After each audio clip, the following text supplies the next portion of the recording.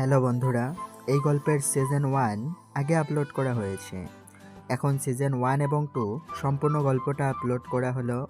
আপনারা যারা সিজন 1 শুনেছেন অবশ্যই একটু টেনে শুনে নেবেন, আর যারা শোনেননি সম্পূর্ণ গল্পটা শুনে নেবেন। ধন্যবাদ।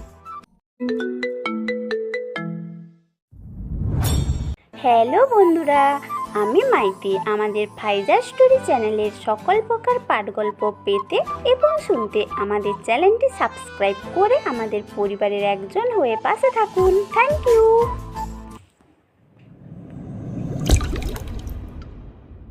আর সহ্য করতে পারল না আরিজ। রাগে তার চোয়াল শক্ত হয়ে উঠল, কিন্তু তবু নিজেকে শান্ত রাখল না। সে জানে এমন পরিস্থিতিতে কি করণীয়, কিন্তু হামিদ কিছুতেই নিজেকে শান্ত রাখতে পারল না। সে তেড়ে মারতে এগিয়ে যেতেই আরিজ চোখে ইশারে নিষেধ করে বলল, না, তুমি এক পাও এগোবে না। এখানে যা করার আমি নিজেই করব। এরপর রবুলকে উদ্দেশ্য করে জিজ্ঞাসু গলায় বলল, কতজন কাজ করে এখানে? আপনার কথার মানে ঠিক বুঝলাম না বস। তোর এখানে কতজন কাজ করে? হবে ওই ধরুন 50 জন। আরিজ এক সঙ্গীর উদ্দেশ্যে বলল। রফিক, 1 কোটির একটা চেক ওর নামে বানিয়ে দে। রফিক হ্যাসূচক মাথা নেড়ে গাড়িতে থাকা চেক বইটি নিয়ে আসে। এরপর তাতে 1 কোটি টাকার কথাটি এবং নিচে আরিজের সই নিয়ে সেটি এগিয়ে দেয় রফিকের দিকে। আরিজ বলে, আমি ওদের কিনে নিলাম। আজ এই মুহূর্ত থেকে ওরা আমার জন্য কাজ করবে। রবুল লোভে বশবর্তী হয়ে চেকটির দিকে হাত বাড়াতে যেতেই আরিজ তার হাত ধরে বলে, আগে আমি যেটা বললাম সেটা কর, তারপরেই টাকাটা আমি নিজে দিব। রবুল আর এক মুহূর্ত দেরি করতে চায় না। এতগুলো টাকা কিছুতেই সে হাতছাড়া করতে পারবে না। প্রয়োজনে যদি বেআইনি কাজ বন্ধ করতে হয় সে নিশ্চয় করবে। তাই আর কোনো সময় নষ্ট না করে সেখানে উপস্থিত সকল বাচ্চাগুলোর উদ্দেশ্যে বলে উঠল, এই তোরা সবাই কাজ বন্ধ কর, আজ থেকে আর এখানে তোদের কাজ করতে হবে না। রুবুল কথা শেষ হতে না হতেই আরিজের কানে ভেসে এলো গম্ভীর গলার এক কণ্ঠস্বর।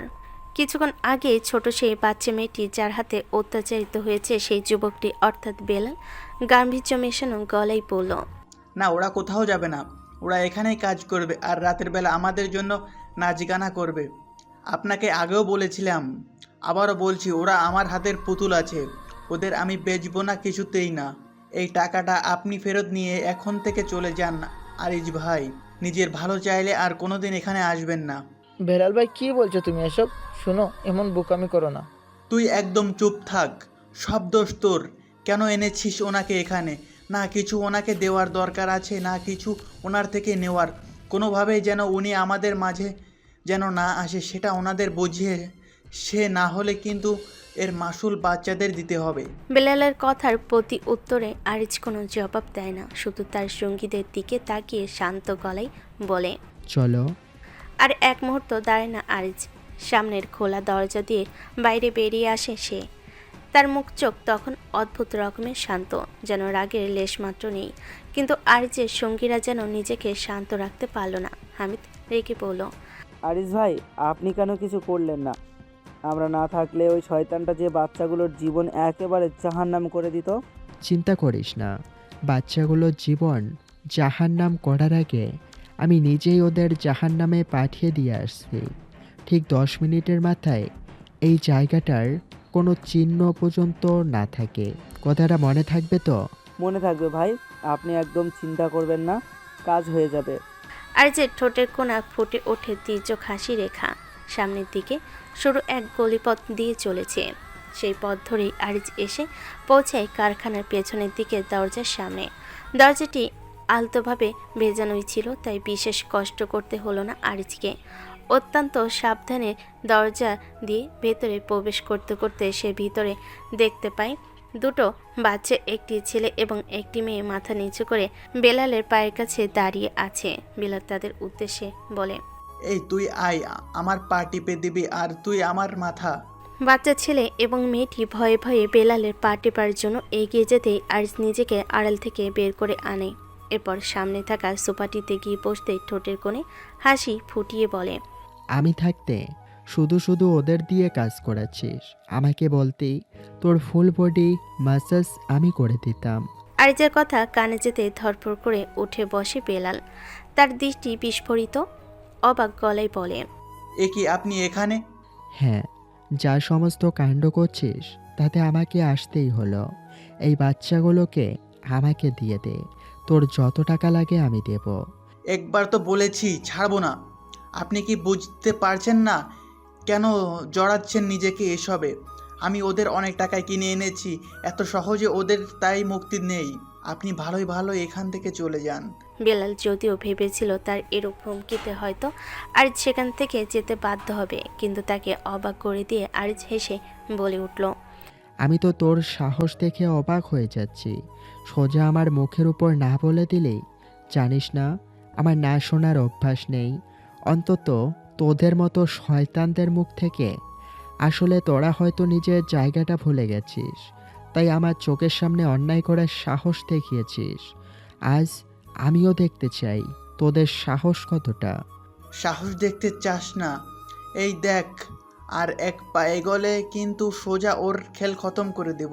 তার বসবার জায়গাটি থেকে তীব্র গতিতে উঠে দাঁড়িয়ে পাশে থাকা ছোট্ট ছেলেটির মুখ চেপে ধরে।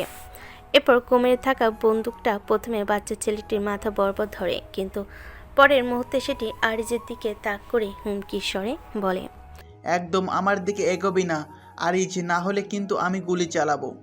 আরিজ বেলালের হুমকিতে একটু ভয় পায় না, বরং তার ঠোঁটের কোণে ফুটে ওঠে সেই চেনা হাসি। চালাগুলি কি হলো চালা? আরিজের শান্ত চোখে দৃষ্টি এতটাই ভয়ঙ্কর ছিল যে বেলালের হাত কাঁপতে আরম্ভ করে। তার চোখে মুখে ফুটে ওঠে আতঙ্কের। দেখতে পেয়ে আরিজ এক পা করে তার দিকে এগিয়ে যেতে আরম্ভ করে। আমি জানতাম আমাকে মরার ক্ষমতা তোর নেই, শুধু তোর কেন, কারোরই নেই। তবে কি জানিস, আমি চাইলে এক মুহূর্তে তোর সব কিছুকে শেষ করে দিতে পারি। আজ সেটাই করব, আর শুরুটা হবে তোকে দিয়ে। বেলাল এক পা করে পিছিয়ে যেতে থাকে। এই মুহূর্তে এমন কেউ নেই যে তাকে বাঁচাতে পারবে। আরিজের ক্ষমতার কাছে যে সকলেই ইতিমধ্যেই বশ্যতা স্বীকার করেছে, তা তার অজানা নয়। আরিজ ক্রমশ তার দিকে এগিয়ে আসতে থাকে এবং সময়ের সাথে সাথে বাড়তে থাকে তার গাম্ভীর্য। বাচ্চাগুলো ততক্ষণে নিজেদের আড়ালে লুকিয়ে ফেলেছে। আরিজ তাদের ভয় কাটানোর জন্য হাসি মুখে বলল, তোমরা চোখ বন্ধ করে জোরে জোরে 10 পর্যন্ত গোনত। কারখানার ভেতর নিস্তব্ধতাকে ভেদ করে বাচ্চাদের কণ্ঠে ভেসে আসে 1 2 3। আরিজ বেলালের একেবারে কাছাকাছি পৌঁছে গিয়ে তাকে দেওয়ালের সঙ্গে চেপে ধরে। এরপর একের পর এক ঘুষি মারতে মারতে সে দাঁতে দাঁত চেপে বলে, আল্লাহ সবাইকে ভালো হওয়ার সুযোগ দেয়, একবার নয় বারবার দেয়, কিন্তু আমি একবারের বেশি সেই সুযোগ কখনোই পাইনি।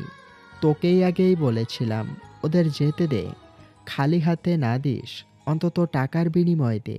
কিন্তু না, ক্ষমতার লোভ এত বেশি যে তুই আমাকে সোজা চ্যালেঞ্জ করে বসলি। কিন্তু তোর একটাই ভুল ছিল, যে চ্যালেঞ্জটা তুই ফুল মানুষের সঙ্গে করেছিস। এবার তোর আসল জায়গা দেখানোর সময় হয়েছে। 3 2 1। আরিজের গোনা শেষ হতেই হঠাৎ ভীষণ শব্দ, কাছে কোথাও বিস্ফোরণ ঘটে এবং সাথে সাথে চারদিকে আগুন জ্বলতে শুরু করে।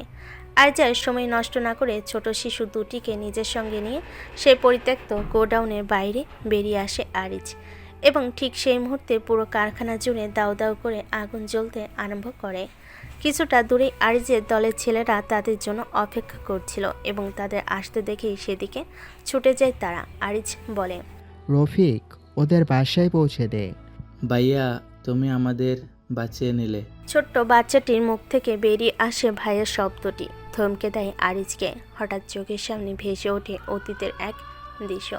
ভাইয়া, আমি জানি আমি বাঁচবো না, কিন্তু তুই আমার কথা দে কোনোদিনও কারো প্রাণ যেতে দিবি না। আরিজ নিজেকে সেই অতীতের মাঝে হারিয়ে যেতে দেয় না। বাচ্চাগুলোর দিকে তাকিয়ে সে বলে, যাও, সাবধানে নিজেদের বাসায় যাও। ভাইয়া, তুমি কাঁদছো কেন? আজ থেকে আমরা সবাই তোমাকে ভাইয়া বলবো। নিশ্চয় বলবে, কেন বলবে না? এই ফাইয়া ডাকটা আমি অনেক দিন শুনিনি। এবার যাও। রফির বাচ্চাগুলোকে নিয়ে নিজের সঙ্গে চলে যাওয়ার পরে আরিজ তার দলে অন্যান্য সদস্যদের নিয়ে গাড়িতে এসে বসে। হাইওয়ের উপর দিয়ে যাওয়ার পরে হঠাৎ সামনে চেকপোস্ট পুলিশের পাহারা দেওয়া দেখা যায়। হামিদ বলে, ভাই ওইদিকে পর পর পুলিশের গাড়ি রয়েছে, মনে হয় ওরা কিছু চেক করছে। অন্য দিক থেকে যাই। না, এদিক থেকে যাব। এক একে সমস্ত গাড়িগুলো চেক করার পর পুলিশ আরিজের গাড়ির সামনে আসতেই তাকে মুখোশ পরে থাকতে দেখে প্রশ্ন করে। এই কি গাড়ির মধ্যে মুখোশ পরে আছো কেন? মুখোশ খোলো। আরিজ অত্যন্ত শান্ত থেকে নিজের মুখোশটি খুলতেই যেইমাত্র তার পোড়া চেহারাটি পুলিশের সামনে আসে, সেই মুহূর্তে পুলিশ অফিসার তার উদ্দেশ্য করে বলে, গাড়ি আছে আর দেখতে হবে না, গাড়ি চেক করব। নিশ্চয় করুন, আপনাকে তো কেউ আটকায়নি। মিনিট 10 ধরে গাড়ির প্রতিটি কোণা তন্ন করে খুঁজে বার করে কেউ কিছুটি পেল না। আরিজ শান্ত গলায় বলে, যেতে পারি। ভাই আমার মনে হয় উপর মহল থেকে নিশ্চয়ই প্রেশার এসেছে। হ্যাঁটাই তো চাই, কর্তৃপক্ষ শক্তিশালী হলেই তো খেলে মজা। আমি দেখি ওরা আমাকে ঠিক কিভাবে খুঁজে বের করে। ঢাকা শহরের থেকে বেশ কিছুটা দূরে এক নির্জন জঙ্গলের ভেতর এসে পৌঁছেছে রওশন এবং তার টিম। কিছুক্ষণ আগেই তাদের কাছে খবর এসেছিল এই জঙ্গলের মধ্যে এক পরিত্যক্ত গাড়ি পাওয়া গেছে, তাই সেখানে সে পৌঁছাবার পরই খবর দেওয়া ব্যক্তিটিকে একের পর এক প্রশ্ন করে চলেছে রওশন।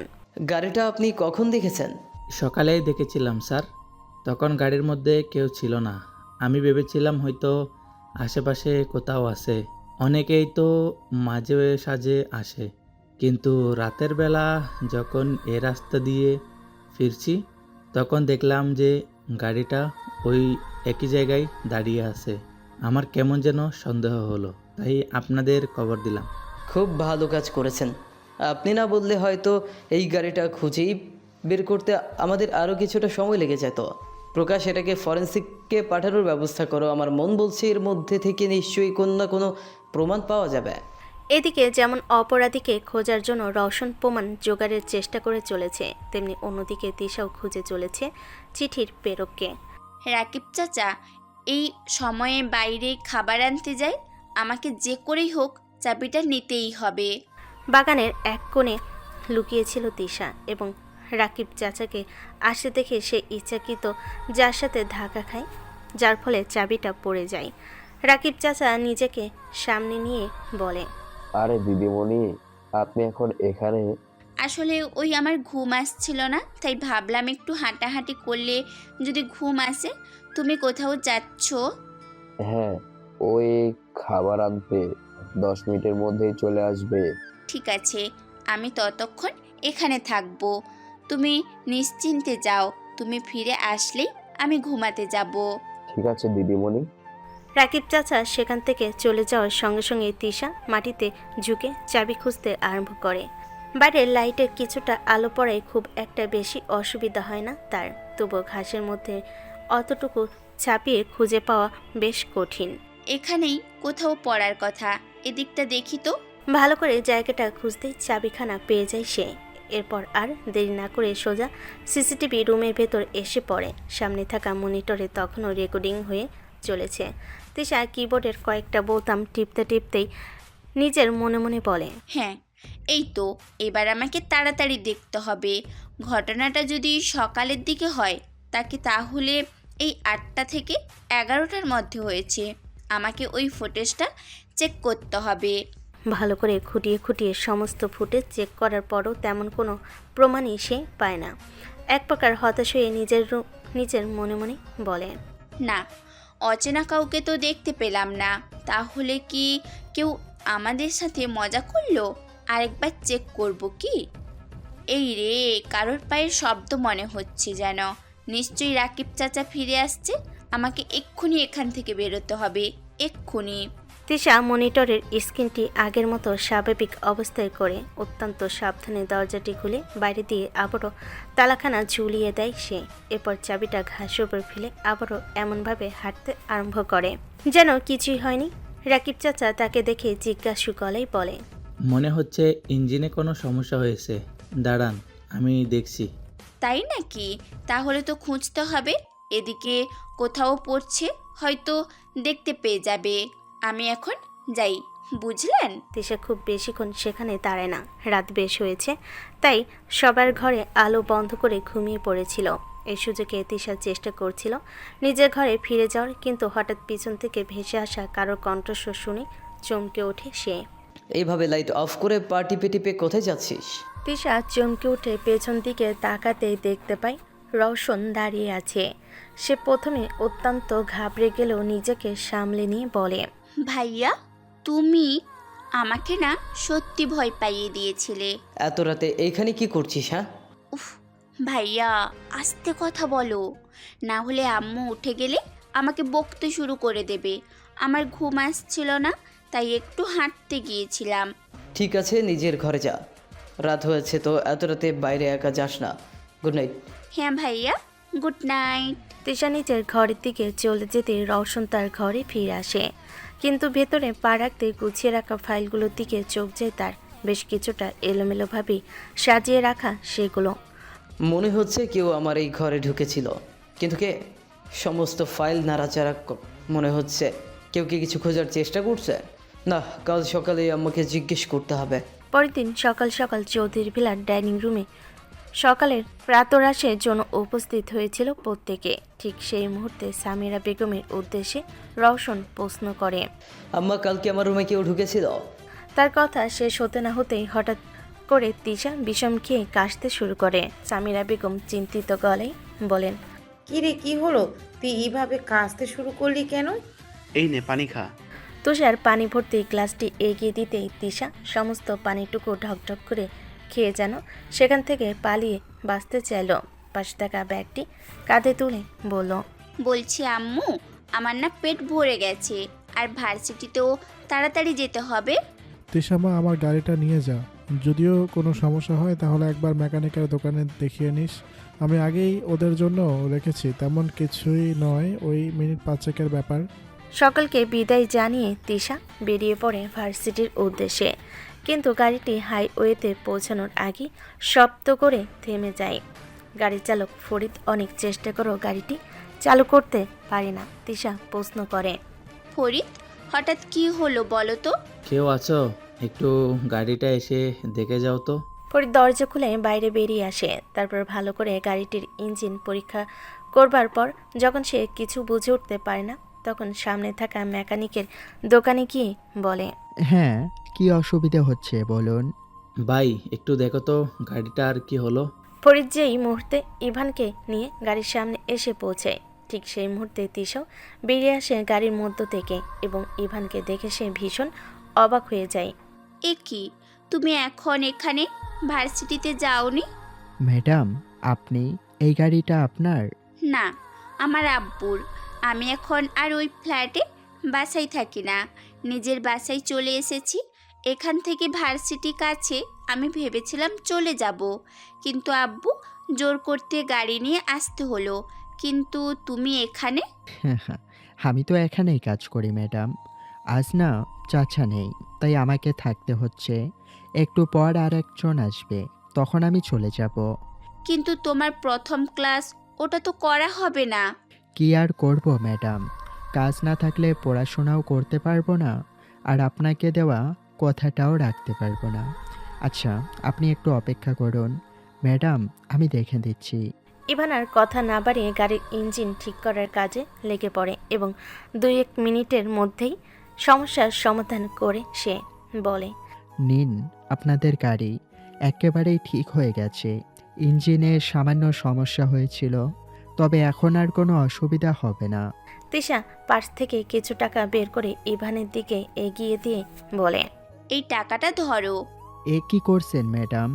আপনার থেকে আমি টাকা নিতে পারবো না। কেন পারবে না শুনি? তোমাকে টাকা নিতেই হবে, তুমি কাজ করেছো, আর এটা তোমার পারিশ্রমিক। দেখো ইভান, এই টাকাটা তুমি না নিলে কিন্তু আমি ভেবে নেব যে তুমি আমাকে দেওয়া কথা রাখতে চাইছো না। এভাবে বলবেন না ম্যাডাম, আপনার কথা যে আমার কাছে আদেশ। বেশ, তাহলে এটা ধরো, আর তাড়াতাড়ি ভার্সিটিতে আসবে। আমি যেন আমার ক্লাসের আগে তোমাকে দেখতে পাই, বুঝেছো তুমি? তিশা ইভানের হাতে টাকাটা ধরিয়ে দিই, সেখান থেকে বেরিয়ে যায়। অবশ্য ইভানকেও খুব বেশি সময় সেখানে থাকতে হয় না। দোকানের অন্য কর্মচারী চলে আসতে এসে গায়ের জামা পাল্টে বেরিয়ে পড়ে ভার্সিটির উদ্দেশ্যে। অন্যদিকে ভার্সিটি তখন এক প্রকার তুমুল ব্যস্ততা। প্রাক্তন কলেজ কিং এবং ভাইস ক্যাপ্টেনদের মৃত্যুর পর আবার নতুন কাউকে বসানো হবে ক্যাপ্টেনের জায়গায়। সেই জন্য একটি ভোট প্রক্রিয়ার আয়োজন করছে হিমান এবং তার দলের সদস্যরা। আর সবাইকে এখানে একত্রিত করার কারণ হলো আমাদের ভার্সিটির আগামী ইউনিয়ন লিডার নির্বাচন করা। আপনাদের সবাইকে একটা করে ফর্ম দেওয়া হয়েছে, সেখানে নিজের নাম আর প্রার্থীর নাম লিখবেন। হিমানের কথা শেষ হতে না হতেই তাহির তাকে থামিয়ে দিয়ে বলে, এক মিনিট, কোনো অপশনের প্রয়োজন নেই। প্রার্থী হবে একজনই, আর সেই লিডার হবে। কথাটা তুইও শুনে রাখ, আর তোমরাও শুনে রাখো।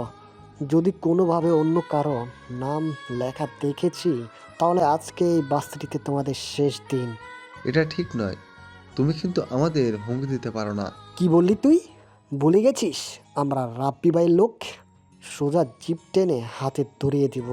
ক্যান্ডিডেট শুধু একজন, সেটা হলো আরমান ভাই। কথাটা কি কানে গেছে? শুরু হয় ভোট প্রক্রিয়া।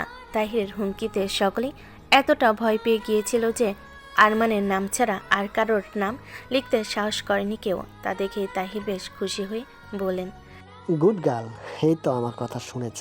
এবার দেখি তোরটা দে। হিমান নামের ছেলেটি কিছুতে নিজের কাগজটি দিতে না চাইলেই তাহির এক প্রকার জোর করে সেটি কেড়ে নেয়। এরপর তাতে চোখ রাখতে ভীষণ রেগে গিয়ে বলে, নিজেকে কি অনেক বড় মাস্তান ভাবিস তুই? হ্যাঁ, কথা কানে যায়নি তোর? বললাম না আরমান ভাইয়ের নাম লেখা হবে, তাহলে অন্য ক্যান্ডিডেটের নাম লিখেছিস কেন? কোন সাহসে? বলে তাহির হিমানের গাল বরাবর সজোরে এক থাপ্পড় মারে। হিমান সেই মারের কারণে নিজেকে সামলাতে না পেরে মাটিতেই পড়তে যাচ্ছিল। এমন সময় ইভান তাকে ধরে নেয়। তুমি ঠিক আছো তো? আর তোমরা ওকে এভাবে মারছো কেন? তোকে বলতে যাব কেন রে? সামনে থেকে সর, না হলে অনেক বিপদ ডেকে আনবি। শোনো, তোমরা ভুল করছো, এভাবে কাউকে মারা উচিত না। এখন কি তুই আমাদেরকে বলবি নাকি রে কোনটা উচিত আর কোনটা উচিত নয়? যেটা আমাদের ইচ্ছা হবে সেটা আমরা করব। দেখ, আমরা সবাই তো তোমাদের সাথে ভালো করে কথা বলছি, তোমাদেরও আমাদের সাথে ভালো করে কথা বলা উচিত। ইভানের কথার উত্তরে রিয়াদ বলে, এ তোর দেখেছিস নবাব পুত্তুর এখন আমাদের শেখাবে কি করে কথা বলতে হয়। রিয়াদের সঙ্গে ব্যঙ্গ মেশানো কথা শুনে সবাই হাসতে থাকে। রিয়াদ ইভানকে ধাক্কা দিতে চাইলে সে নিজেকে সামলে নিয়ে গম্ভীর গলায় বলে, দেখ, এভাবে গায়ে হাত দিয়ে কথা বলো না। কি করবি? কি তুই বল, গায়ে হাত দিলে কি করবি তুই? তাই ঠোঁটে ক্রুর হাসি ফুটিয়ে তুলে বলে, তোরা ওকে ধরত, বড্ড বেশি কথা বলছে। আপনারা কিন্তু নিজেদের সীমা ছাড়িয়ে যাচ্ছেন। তাই নাকি? আমরা সীমা ছাড়িয়ে যাচ্ছি? তাহলে দেখি তুই আমাদের আটকাস কি করে। তাহির ইশারা করতে তার দলের সদস্যরা দুপাশ থেকে চেপে ধরে ইভানকে। এই তাহির তার গাল বরাবর ঘুষি চালিয়ে দেয়। ব্যথায় কুকিয়ে ওঠে, মাটিতে পড়ে যায় ইভান। তাহির ইভানের মাথার উপর জুতো পরা পা চেপে শয়তানি হাসি হাসতে হাসতে বলে, কি রে, আমাকে আটকাতে পারলি না তো? বিকারির বাচ্চা আমাদেরকে কায়দা কারণ শিখাতে এসেছে।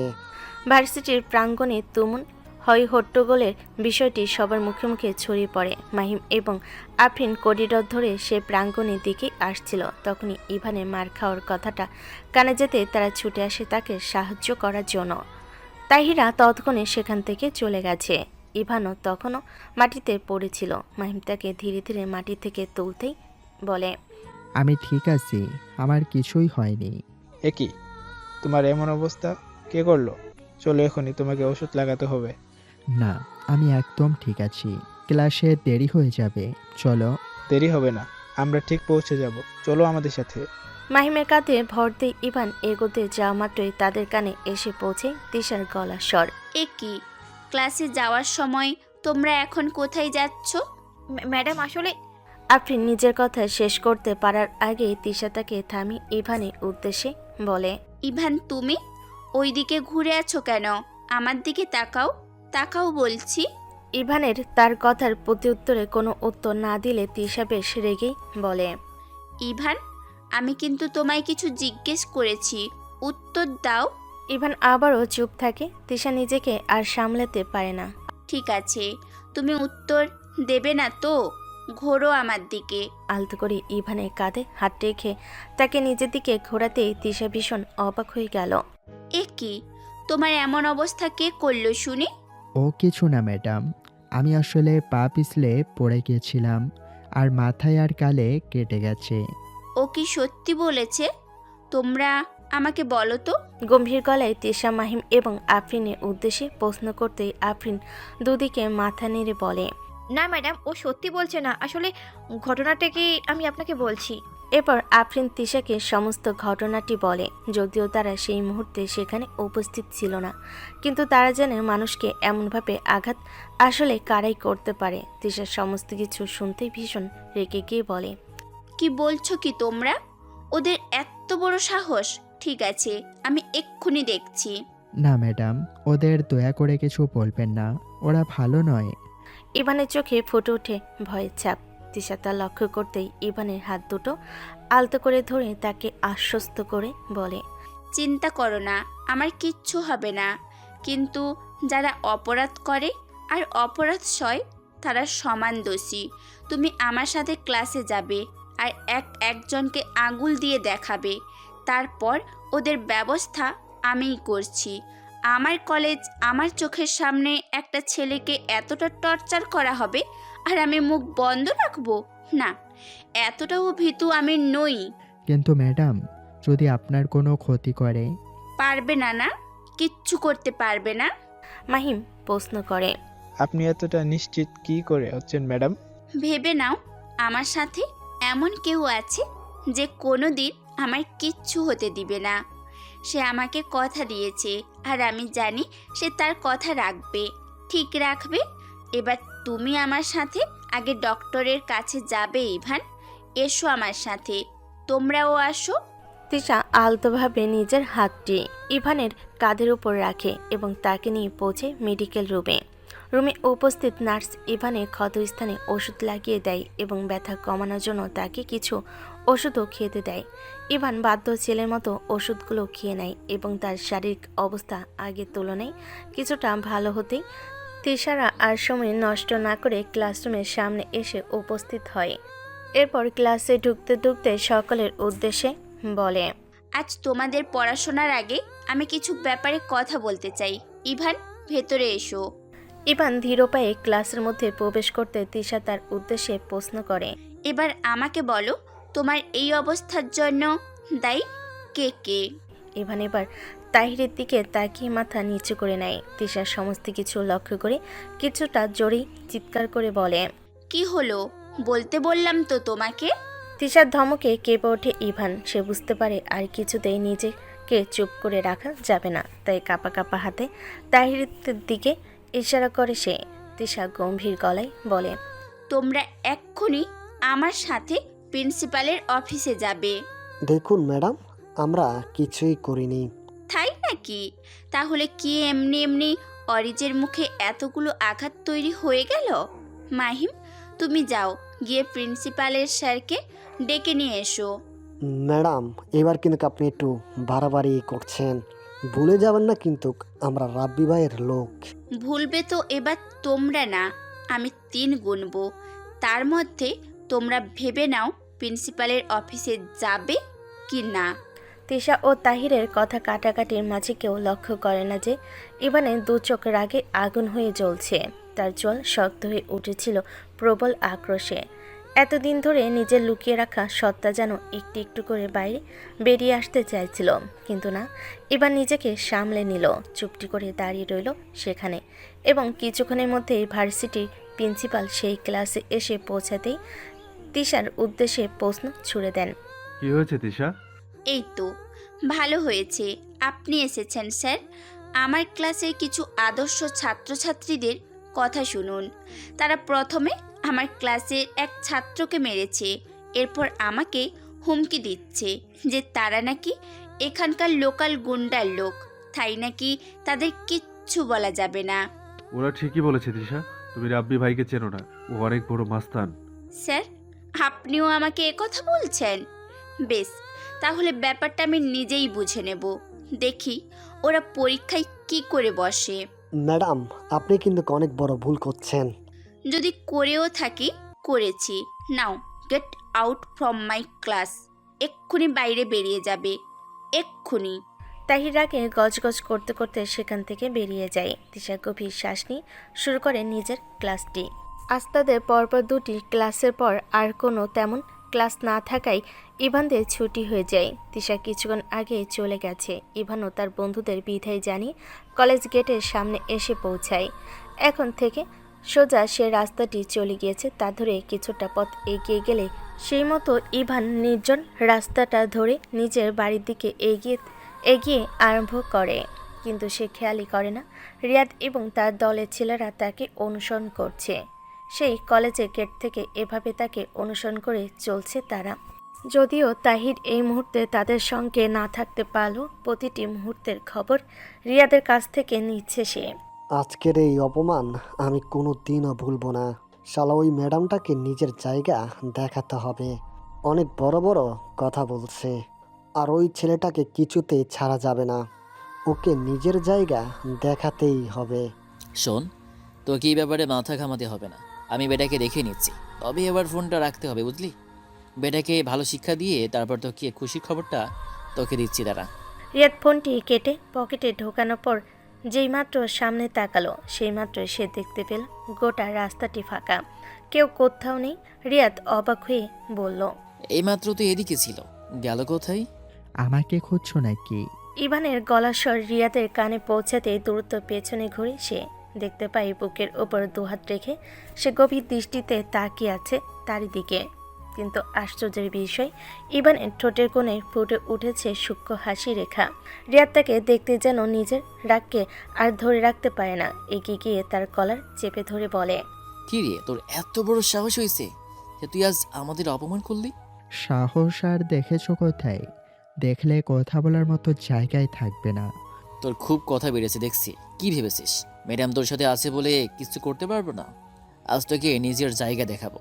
ইভান হো হো করে হেসে উঠে বলে, অবশ্যই, তবে আমাকে জায়গা দেখাতে গিয়ে নিজেরাই নিজেদের আসল জায়গা দেখে ফেলবে না তো? দেখাচ্ছি তোকে মজা। কথাটি বলি রিয়াদ ইভানকে ঘুষি মারতে উদ্যত হয়, কিন্তু ইভান চোখের পলকে তার হাতটি ধরে ফেলে। এরপর নিজের মাথা দিয়ে তার মাথায় এতটা জোরে আঘাত করে যে রিয়াদ নিজের মাথা চেপে মাটিতে পড়ে যায়। তার চোখে তখন বিস্ময়। এটা কি করে সম্ভব? বলছিলাম না যে আমাকে নিজের দেখাতে গিয়ে কোথায় তোমরা তোমাদের আসল জায়গাটাই দেখে ফেলবে না তো? আর এবার বল, দেখতে পাচ্ছিস নিজের আসল জায়গা? এই দেখ আমার পায়ের কাছে। রিয়াদ ইভানের সেই রূপ দেখে প্রচণ্ড পরিমাণে ভয় পেয়ে যায়। ইভান হাঁটু মুড়ে তার সামনে বসবার পর রিয়াদের একটি হাত মুচড়ে ধরে বলে, আজ পর্যন্ত আমার হাত থেকে কেউ পালিয়ে বাঁচেনি। হ্যাঁ, আমি গ্রামের ছেলে, কিন্তু তাই বলে আমাকে দুর্বল ভেবো না। অন্যায়কে আমি কোনো দিনও প্রশ্রয় দেই না, তাই আজও দেব না। বারবার তোদের বলেছিলাম ম্যাডামের সাথে ভালোভাবে কথা বলবি, কিন্তু তোরা তো মানুষ না, একটা জানোয়ার। তাই এবার তোদের সেই জানোয়ার থেকে মানুষ করার দায়িত্ব আমি নিজেই নিলাম। প্রতিটি শব্দ বলার সাথে সাথে ইভানের হাতের চাপ ক্রমশ বাড়ছিল। রিয়া তার ব্যথা সহ্য করতে না পেরে কুকিয়ে উঠে বলে উঠল, খুব লাগছে আমার, প্লিজ আমাকে যেতে দে। না, যেতে তো আমি দেব না। আজ তোকে তোর আসল জায়গা দেখিয়েই ছাড়বো। বল, আর কোনোদিন ম্যাডামের সাথে উঁচু গলায় কথা বলবি? না, কোনোদিন বলবো না, আমি এই প্রতিজ্ঞা করছি। রিয়াদ এক প্রকার অনুরোধের আসরে কথাটি বলে এবং ঠিক সেই মুহূর্তে শব্দ বেজে ওঠে তার ফোনটি।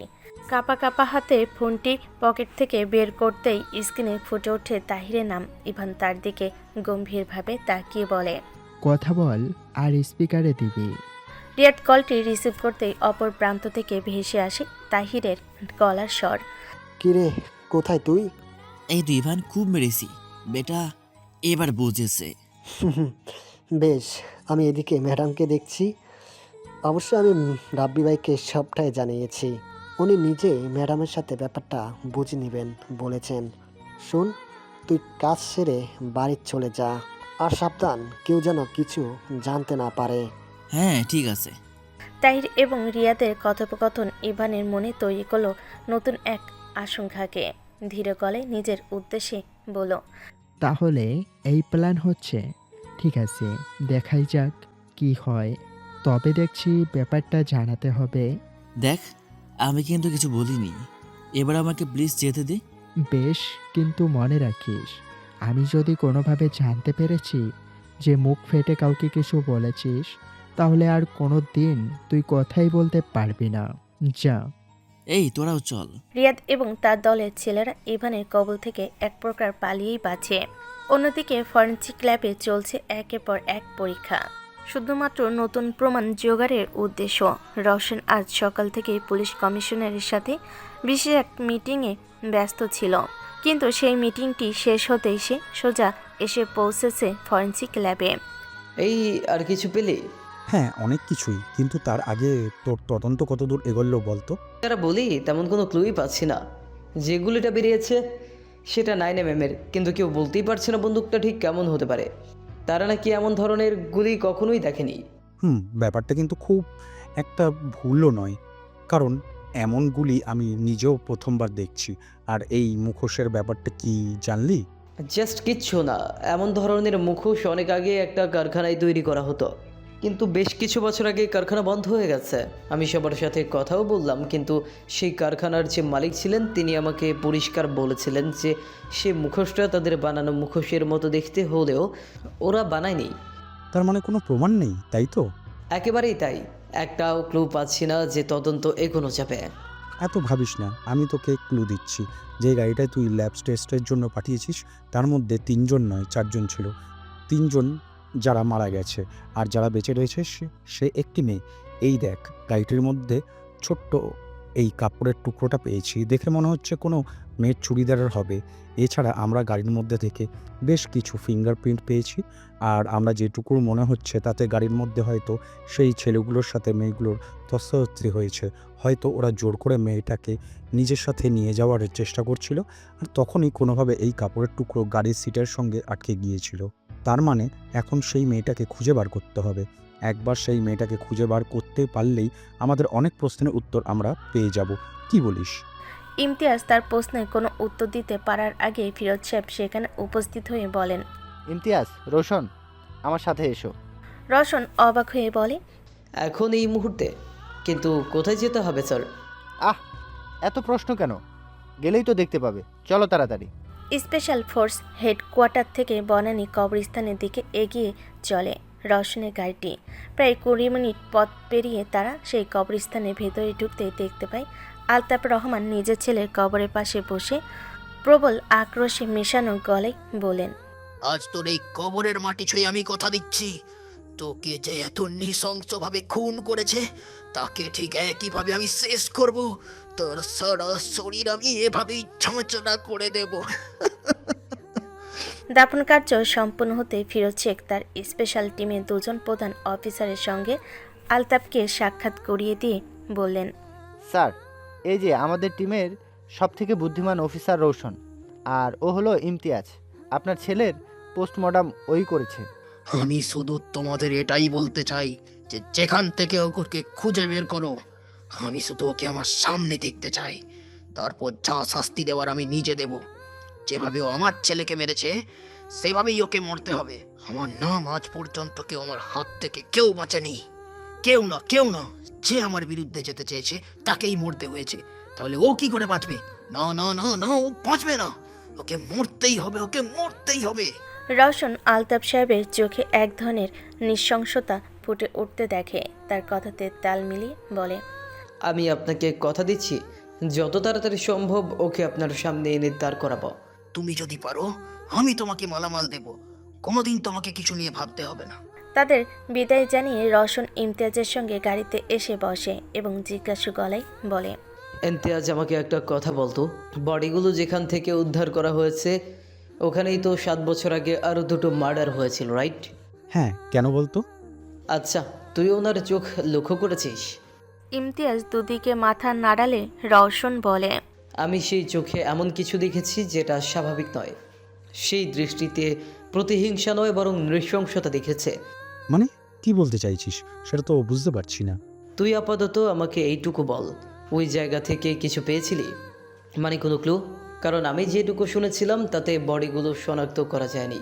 ঠিক বলেছিস, আমিও তাই শুনছিলাম যে অনেক চেষ্টা করা হয়েছিল বডিগুলো শনাক্ত করার, কিন্তু এইগুলো পুরোটাই এতটাই পুড়ে গিয়েছে যে ডিএনএ টেস্টে করা সম্ভবই হয়নি।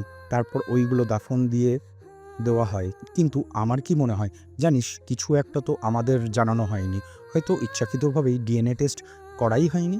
আচ্ছা, আর কি কোনো প্রমাণ পাওয়া যায়নি? একটা পোড়া ডায়েরি যদিও পাওয়া গিয়েছিল, কিন্তু হঠাৎ করে একদিন সেটা চুরি হয়ে যায়। চুরি হয়ে যায়? হ্যাঁ, বলতে পারিস আমাদের নাকের ডগা থেকে কেউ সেটা ছিনিয়ে নিয়ে চলে গেছে। যদিও এত সিকিউরিটির মধ্যে থেকে বাইরের কারোর পক্ষে এটা চুরি করা একেবারেই অসম্ভব। বাহ, তার মানে কি আমাদের মধ্য থেকেই কেউ করেছে? কিন্তু কেন, আর কেই বা করবে? সব কিছু কেমন যেন ঘেটে যাচ্ছে। ঠিক বলেছিস, কিন্তু আমার মনে হচ্ছে এখন তোর বিশ্রামের প্রয়োজন। না হলে তুই ঠান্ডা মাথায় কোনো সিদ্ধান্ত আসতে পারবি না। এখন তুই বাড়ি গিয়ে রেস্ট নে। সেটাই উচিত হবে।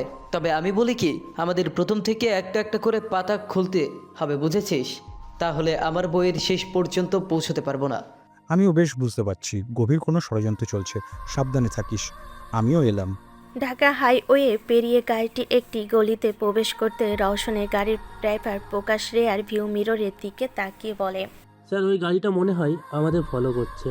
করতে দাও, তুমি তোমার মতো চালাও। ওরা আমাদের ফলো করছে মানে আমরা তদন্ত ঠিক দিকে এগোচ্ছি।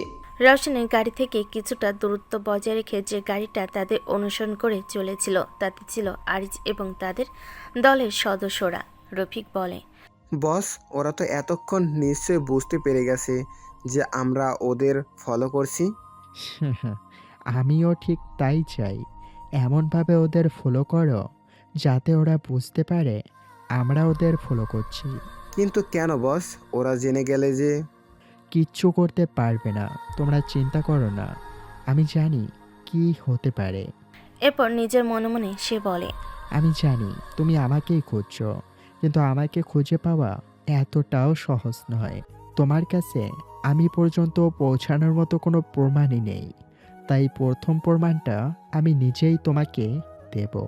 আমি দেখতে চাই তুমি আসলেই আমার পর্যন্ত পৌঁছাতে পারো কিনা। মাত্র কিছুটা দূরত্বে থাকা দুটি গাড়ি, একজন খুঁজছে অপরাধীকে এবং আরেকজন খুঁজছে নিজের সকলের সামনে রেখেও এতটা আড়ালে রয়েছে যে তাকে খুঁজে বের করা এক প্রকার দুঃসাধ্য। এ যেন এমন এক খেলা যাতে সময়ই একমাত্র বলছে আসলে কে জিতবে। আরিজের পাশে বসে হামিদ এতক্ষণ ধরে যেন কোনো গোপন মিটিং করে চলেছিল এবং গলিটির প্রায় শেষের দিকে পৌঁছাতেই হামিদ বলে, হাই, ওরা চলে এসেছে। বেশ, গাড়ি ঘোরাও। আজকের জন্য এতটাই যথেষ্ট। পরদিন সকাল হতেই ভার্সিটির ইংলিশ ক্লাসের ছাত্রছাত্রীরা নিজেদের মধ্যে ছড়িয়ে পড়েছিল প্রবল গুঞ্জন। কেউ যেন কথাখানা বিশ্বাস করে উঠতে পারছিল না। এই তোরা জানিস আমি কি শুনলাম? হ্যাঁ, আমিও তাই শুনলাম। ও নাকি ভার্সিটিতে আর কোনোদিনও আসবে না। আজ নাকি প্রিন্সিপাল সেই কথাই বলতে এসেছে। সকলেই যেন সেই আলোচনায় ব্যস্ত। ঠিক সেই মুহূর্তে তাহিরের চিৎকারে গোটা ক্লাসের গুঞ্জনকে থামিয়ে দেয়। সে রিয়াদের উদ্দেশ্যে প্রশ্ন করে, তোর ব্যাপারটা কি বলতো? ভার্সিটি ছেড়ে দিবি মানে? আমি আসলে ওই কি তখন ওই সেই করছিস? ভালো করে বলতে পারছিস না কেন? আসবি না? আসলে আব্বু বলেছে আমাকে বাইরে পড়তে পাঠিয়ে দিবে, তাই আর আসা হবে না। অন্য কোনো ব্যাপার নেই, বুঝলি? আমি না এখন আসছি রে, বিকেলে তো ফ্ল্যাট আছে, তাড়াতাড়ি বেরিয়ে পড়তে হবে। নিজের কথা শেষ করে আর এক মুহূর্ত সেখানে দাঁড়ালো না রিয়াদ। যেন সে পালিয়ে বাঁচতে চাইল। বিষয়খানা যেন কোনোভাবে স্বাভাবিক ঠেকল না তাহিরের কাছে। মুস্কান প্রশ্ন করলো, কি ব্যাপার বলতো? না, কিছু তো হয়েছে যেটা আমাদের বলতে চাইলো না। তাহির বুঝতে পারে না রিয়াদের ভার্সিটি ছাড়ার পেছনের আসল কারণ হলো ইভান। সে তখনও শান্ত ছেলের মতো বেঞ্চের এক কোণে বসে রয়েছে। তবে উপর থেকে যতটাই সাধন থাকুক না কেন, তার ভেতরে এমন এক সত্তা তখন লুকিয়েছিল যা সকলের অজানা। তিশার ক্লাস শেষ হবার সাথে সাথে সকলে একসাথে বেরিয়ে পড়ে লাঞ্চ করার উদ্দেশ্যে। কিন্তু ইভান তখনও চুপ করে বসে থাকে ক্লাসের ভেতর। তিশা তাকে একা বসে থাকতে দেখে জিজ্ঞাসু গলায় বলে, এখন কেমন আছো? শরীর ভালো আছে তো? হ্যাঁ ম্যাডাম, আমি একদম ঠিক আছি। লাঞ্চ ব্রেক তো হয়ে গেছে, যাও গিয়ে কিছু খেয়ে নাও। ইভান তার কথার উত্তরে দুদিকে মাথা নাড়ালে তিশা বেশ অবাক হয়ে বলে, কেন খাবে না কেন? কিছু হয়েছে? আমি না আসলে আজকে কোনো খাবার নেই ম্যাম, তাই আমি ভেবেছি যে এখানেই থাকবো। মাহিম আর আফরিনও তো আসেনি, একা একা কোথাও যেতেও ভালো লাগছে না, তাই ভার্সিটি ছুটি হলে তখন না হয় বাড়িতে গিয়ে কিছু খেয়ে নেব। মানে ততক্ষণ তুমি না খেয়ে থাকবে? একদম নয়, দাঁড়াও, আমি ক্যাব বুক করছি, আমরা একসাথেই যাব। না না ম্যাডাম, আমার জন্য আপনাকে কষ্ট করতে হবে না। তোমার জন্য কোথায়, আমি তো আমাদের জন্য করেছি, বুঝেছো? চলো গেটের কাছে গিয়ে দাঁড়াই, ক্যাব এক্ষুনি চলে আসবে। ইভান প্রথমে কোনোভাবেই যেতে রাজি না হলেও তিশার কথা সে কিছুতেই ফেলতে পারে না, তাই বাধ্য ছেলের মতো তার সঙ্গে এসে উপস্থিত হয় কলেজের গেটের সামনে। তিশা ইভানের মন খারাপকে বুঝতে পেরে তাকে আশ্বস্ত করে বলে, কি জানো তো, আজকে আমিও তোমার মতো খাবার আনতে পারিনি, তাই ভাবলাম একসাথেই খাওয়া যাক। কিন্তু ম্যাডাম, আমার কাছে যে টাকা নেই, আমি এভাবে খালি হাতে কি করে যাব বলুন? এখন টাকা নেই তাতে কি হয়েছে, আজ আমি তোমাকে ট্রিট দিচ্ছি, এরপর যখন তুমি অনেক বড় চাকরি পাবে তখন আমাকে ট্রিট দিবে। কি দেবে তো? এতক্ষণে যেন ইভানের ঠোঁটে হাসি রেখা ফুটে ওঠে। তিশা তার প্রতি এমন ব্যবহার ছুঁয়ে যায় ইভানের। অবশেষে ক্যাব চলে আসতেই তারা এসে পৌঁছে ঢাকা শহরে অন্যতম বিখ্যাত ক্যাফের সামনে। তিশা ইভানকে এগিয়ে যেতে বলে, কারণ সে ভাড়া মিটিয়ে আসবে।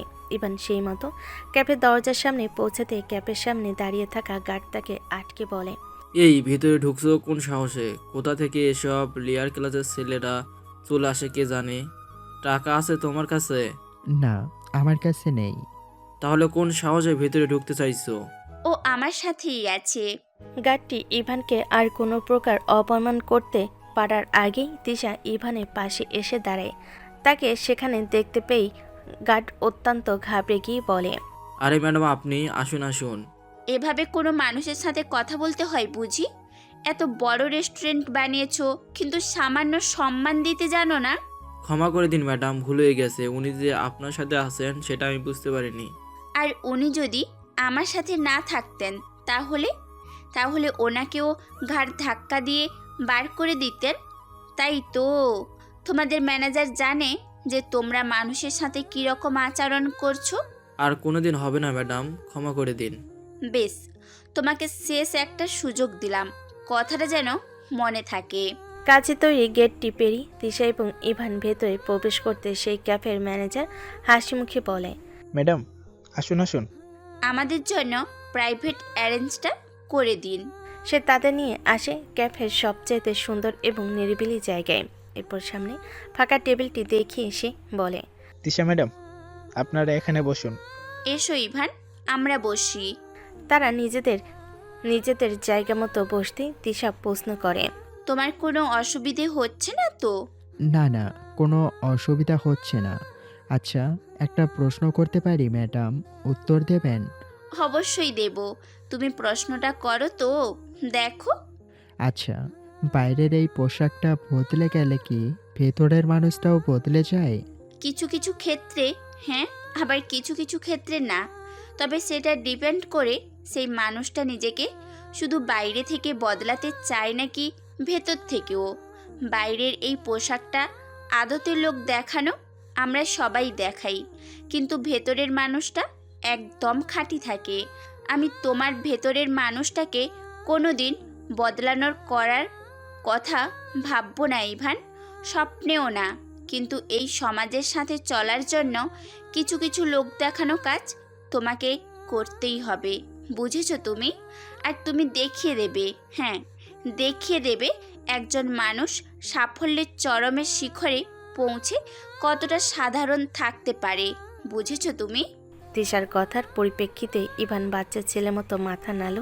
তিশা বেশ বুঝতে পারে কথাগুলো ইভান তখন তেমনভাবে বুঝে উঠতে পারে, তাই সে বলে, আমার কিন্তু মনে হচ্ছে না। ঠিক আছে, বুঝে যাবে। তবে ইভান, তোমাকে আমাকে প্রমিস করতে হবে তুমি নিজেকে অনেক স্ট্রং বানাবে, যাতে কেউ আর কোনো দিন এভাবে তোমাকে আঘাত করতে না পারে। তোমার ব্যক্তিত্ব এমন হবে যেন তুমি কোথাও গেলে সবার চোখ শুধু তোমার দিকে থাকে, এতটা আকর্ষণ রাখবে তাতে। আর তোমার গাম্ভীর্য তোমার ঢাল হবে। কেউ তোমার মুখের ওপর কোনো খারাপ কথা বলার আগে 100 বার ভাববে। তোমার চোখ তোমার হয়ে উত্তর দেবে। মনে রেখো ইভান, তোমার সরলতা কিন্তু সবার জন্য নয়। সেটাকে দুর্বলতা নয়, অস্ত্র বানাতে হবে। তোমাকে জানতে হবে কোথায় কার সাথে কেমন বিহেভ করা উচিত, কোথায় তোমার সরলতা ফুটে উঠবে আর কোথায় তোমার গাম্ভীর্য। বুঝতে পেরেছো তুমি? বুঝতে পেরেছি ম্যাডাম। গুড, আমি এটাই শুনতে চাইছিলাম। এবার বলো, কি খাবে? আপনি যা খাবেন। কেন? আমি যেটা খাবো তুমি সেটা খাবে কেন? তোমার কি নিজের কোনো পছন্দ নেই? আমি কোনোদিনই এত বড় জায়গায় আসিনি ম্যাডাম। আমি তো এটাও ঠিক করে জানিও না যে এখানে কি কি পাওয়া যায়। তাই আপনি যা খাবেন আমিও সেটাই খাবো। বেশ, তাহলে আমি অর্ডার করছি। কিছুক্ষণের মধ্যে খাবার চলে আসে। তিশা পাশে থাকা কাঁটা চামচটি হাতে তুলে ইভানের উদ্দেশ্যে বলে, এই দেখো, এই চামচটা এভাবে ধরতে হয়, চেষ্টা করো। তার নির্দেশ মতো ইভান সেই চামচটি নিজের হাতে ধরতেই তিশা খুশি মনে বলে, এই তো, গুড বয়। তুমি তো খুব শার্প ইভান। দেখবে একদিন তুমি অনেক বড় হবে। আর কত বড় হব ম্যাডাম? বড় হতে কি বয়স লাগে নাকি? কিছু মানুষ হয়তো জীবনে একটু তাড়াতাড়ি সাফল্য পায়, আর কিছু মানুষ একটু দেরি করে। তুমি না হয় দেরি করেই পেলে, তাতে ক্ষতি কিসের বলো? তুমি তো কারোর সাথে প্রতিযোগিতায় নামোনি, তাই না? ইভান আলতো হেসে খাওয়াই মন দেয়, কিন্তু হঠাৎই তার চোখ আটকে যায় তিশার দিকে। সে দেখে তিশা এক দৃষ্টিতে কিছু একটা দেখে চলেছে। কি হয়েছে ম্যাডাম? বাচ্চা দুটোকে দেখো, কি সুন্দর। কোনো চিন্তা নেই, কোনো লোভ নেই, কোনো স্বার্থ নেই তাদের। আপনার ছোটবেলা কেমন ছিল? আমার ছোটবেলা? জানি না ইভান, আমার কিচ্ছু মনে নেই। আমি কি করতাম, কোন স্কুলে পড়তাম, কিচ্ছু না। তুমি আমার কথা ছাড়ো তো, তোমার ব্যাপারে কিছু বলো। আর হ্যাঁ, কলেজের বাইরে আমাকে তুমি ম্যাডাম বলবে না। আমরা না বন্ধু, আর বন্ধুকে সবসময় নাম ধরে ডাকতে হয়, বুঝেছো তুমি? নাম ধরে? না না, আমি আপনাকে নাম ধরে ডাকতে পারবো না। কেন পারবে না? তুমি যদি আমাকে নাম ধরে না ডাকো, তাহলে কিন্তু আমি তোমার সাথে কথাই বলবো না। এবার তুমি ভেবে নাও, আমার সাথে না কথা বলে থাকতে পারবে তো? ঠিক আছে, আমি আপনাকে নাম ধরেই ডাকবো। ইভানের সেই মিষ্টি আচরণ তিশার মুখে হাসি ফুটিয়ে তোলে, এবং সেই মুহূর্তেই তার কানে আসে ছোট্ট দুটো বাচ্চার খিলখিল হাসির শব্দ। এই, তুই আমাকে ধরতে পারিসনি। ইয়া পারে না, পারে না। এই ইরশাদ, থাম বলছি। তুই এত জোরে দৌড়াচ্ছিস কেন? জানিস না আমি এত তাড়াতাড়ি দৌড়াতে পারি না? আমি তো এইভাবেই দৌড়াই, আর আমাকে ধরতে হবে, নাহলে আজকে সব চকলেট আমার। হিয়া বেশ কিছুক্ষণ দৌড়ে যখন এরশাদকে ধরতে পারে না, তখন বাধ্য হয়ে খেলা থামিয়ে দেয় এবং তিশাদের দেখতে পেয়ে এগিয়ে আসে তাদের দিকে। তিশা ছোট্ট মেয়েকে প্রশ্ন করে, বলো, কিছু বলবে? তোমরাও কি আমাদের মতো বন্ধু? হ্যাঁ, আমরাও তোমাদের মতো বন্ধু তো। তার মানে আমি যেমন আমার বন্ধুকে ভালোবাসি, অনেক অনেক ভালোবাসি, তুমিও তোমার বন্ধুকে ভালোবাসো দিদি? হিয়ার নিষ্পাপ মনে করা প্রশ্নটি শুনে তিশা এক মুহূর্তের জন্য থমকে গেল। হঠাৎ করে তার হৃদয়ে যেন অজানা কোনো অনুভূতি ঢেউ খেলে গেল, কিন্তু সেই অনুভূতিকে মনের ভেতর লুকিয়ে রেখে হাসি মুখে বলল, বাসি তো, অনেক ভালোবাসি, কারণ ও আমার বেস্ট ফ্রেন্ড। আরে ভাইয়াও কি তোমাকে ভালোবাসি দিদি? এটা তো তোমাদের ভাইয়া বলতে পারবে, কি ইভান? তিশা অত্যন্ত স্বাভাবিকভাবে কথাগুলো বলল। ইভান এতটাই অবাক হয়ে গিয়েছে যে সে কিছু বলতেই ভুলে যায়। তবে অবশেষে নিজেকে সামলে সে বলে, বাসি। বাচ্চা দুটো ইভানের সেই কথাতে জোরে জোরে হাততালি দিতে আরম্ভ করে, কিন্তু পরক্ষণেই ঘটে এক বিপদ।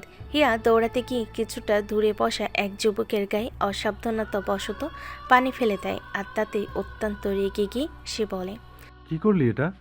আই এম সরি ভাইয়া, আমি বুঝতে পারিনি। কি বুঝতে পারছিস না? হ্যাঁ, আমাকে কি বোকা পেয়েছিস? আমি খুব ভালো করে জানি তোর ইচ্ছে করে করেছিস। হিয়াকে ভয় পেতে দেখে এরশাদ বলে, না না ভাইয়া, আমরা ইচ্ছা করে করিনি, আমরা তো নিজের মতোই খেলছিলাম। হ্যাঁ ভাইয়া, এরশাদ ঠিক বলছে, আমি সত্যি ভাবিনি পানিটা এভাবে তোমার গায়ে পড়ে যাবে। তোদের মতো বাচ্চাদের না সোজা চাপকানো দরকার। আম্মু আব্বুর কোনো শিক্ষা নেই, সব অশিক্ষিত দল। ইচ্ছে করছে এক থাপ্পড় মেরে সব দাঁত ফেলে দিতে। আমাকে ক্ষমা করে দাও। ক্ষমা? তোদের হচ্ছে। দাঁড়া, আমি এক্ষুনি ম্যানেজারকে ডাকবো, তারপর দেখ দেখ কি কয়। ভাইয়া এমন করবেন না, তাহলে মা বাবা আমাদের খুব বকবে। আমি কি করব আর কি করব না সেটা আমি বুঝবো। সরে যা আমার সামনে থেকে। হিয়া বারবার আমির নামক যুবকটির কাছে ক্ষমা চেয়ে তাকে আটকাতে চাইল।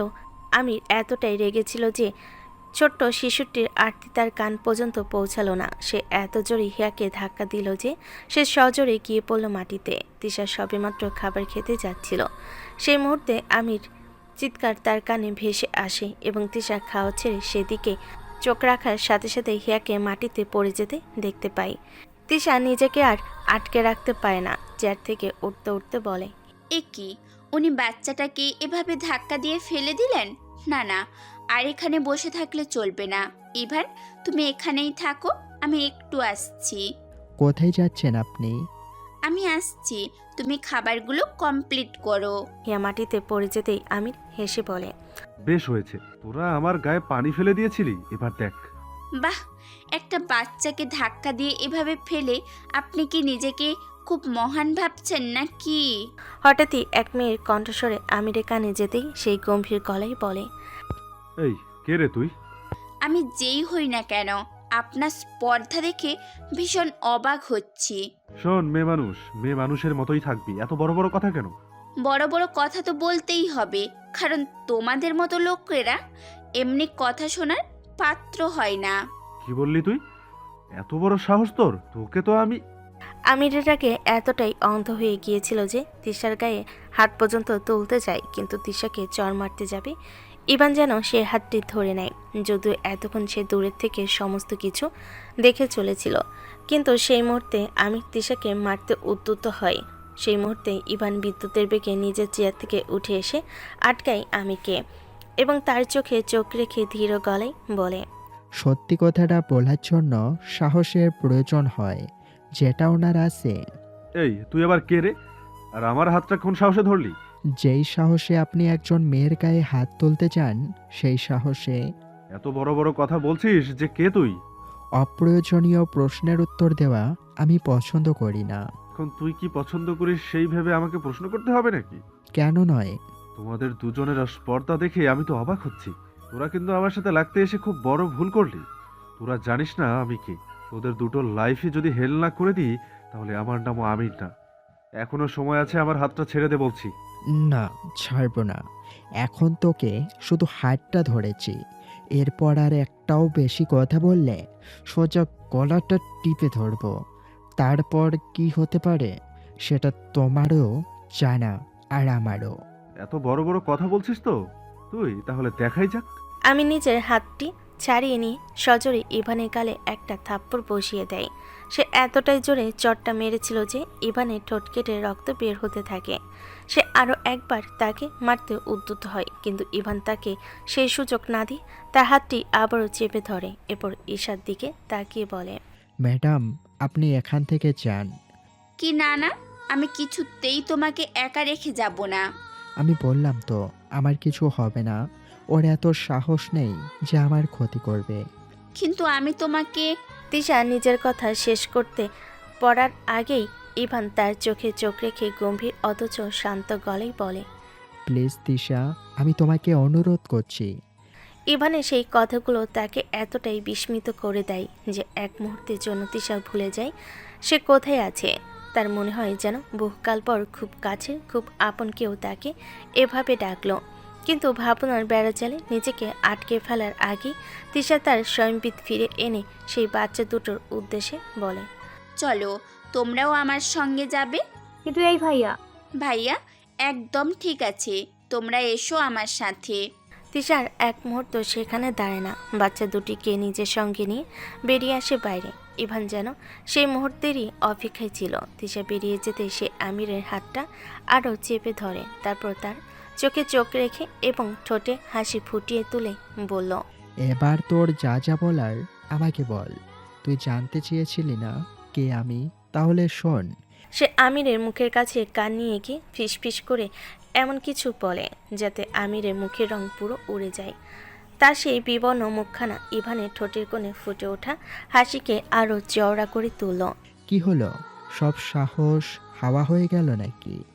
এতক্ষণ তো এত বড় বড় কথা বলছিলি, কোথায় গেল সব কিছু? আমি তোকে বিশ্বাস করি না, কিছুতেই করি না। যে মারা গেছে সে কি করে ফিরে আসতে পারে?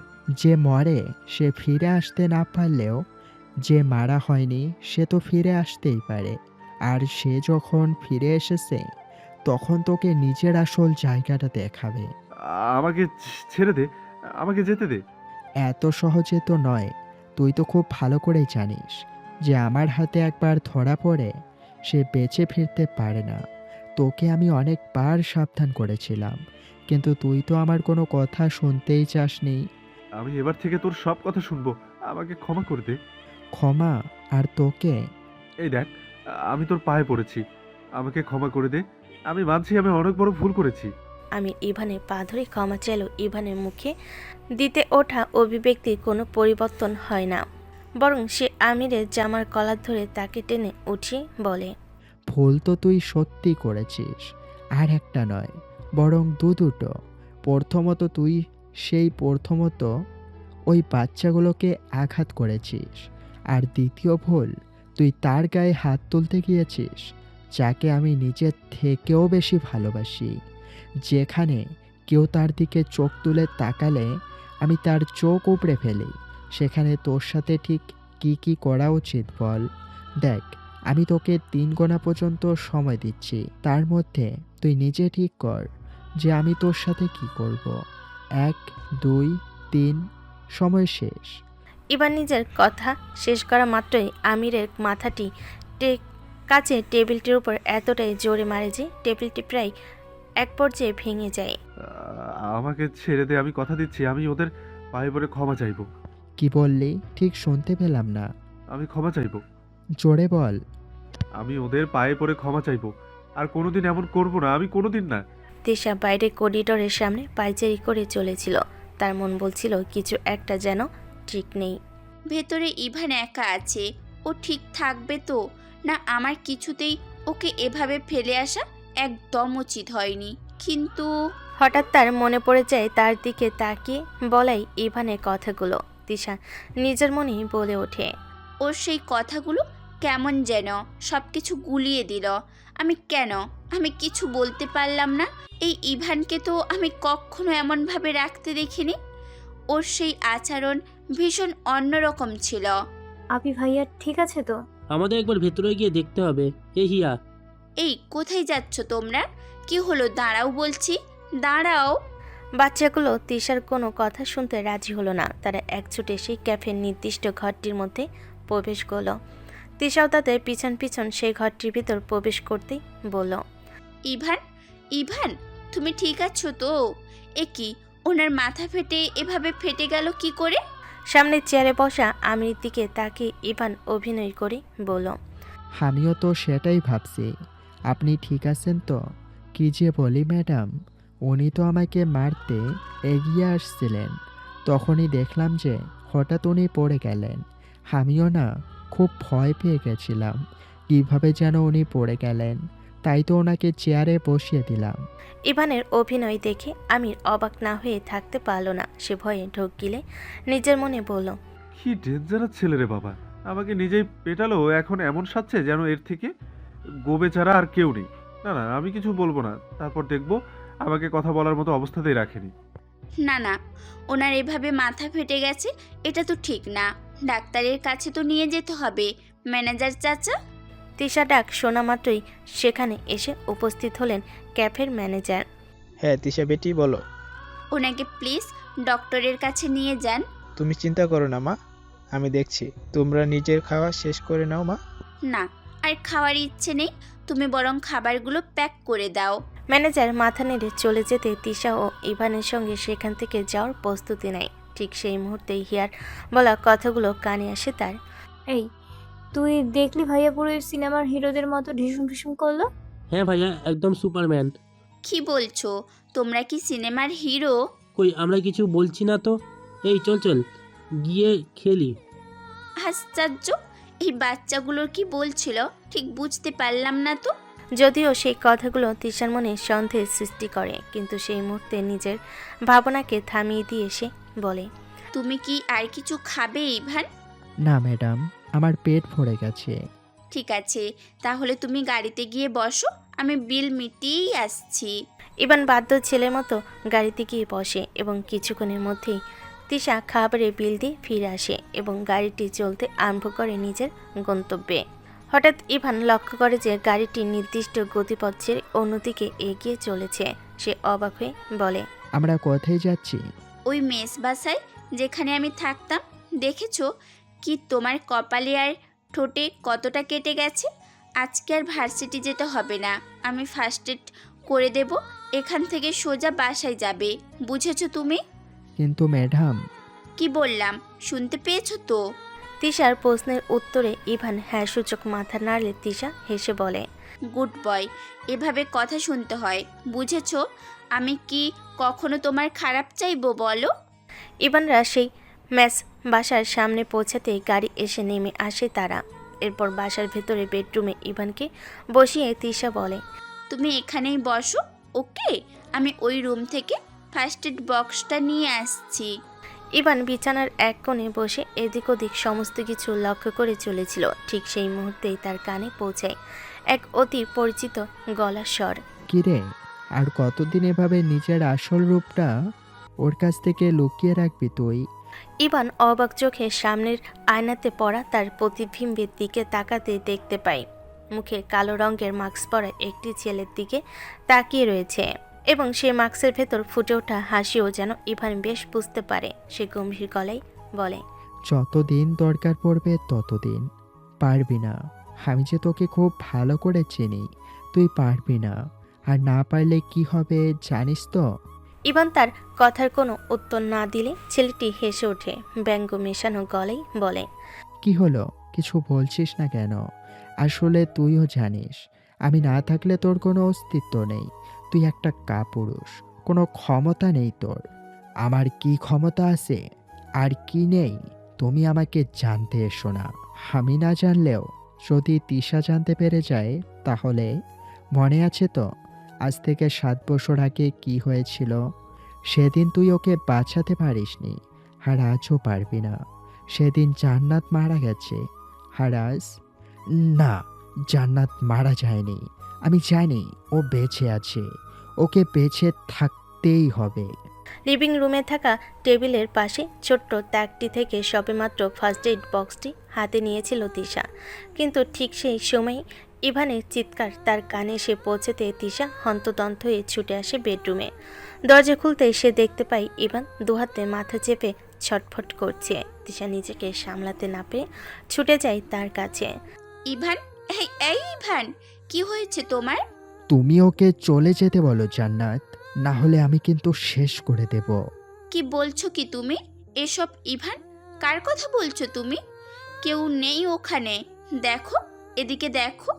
তিশার কথা শুনতেই ইভান ধীরে ধীরে নিজের চোখ খুলে তাকায় সামনের আয়নাটির দিকে এবং সত্যি সত্যি নিজের প্রতিবিম্ব ছাড়া আর তেমন কিছুই দেখতে পায় না ইভান।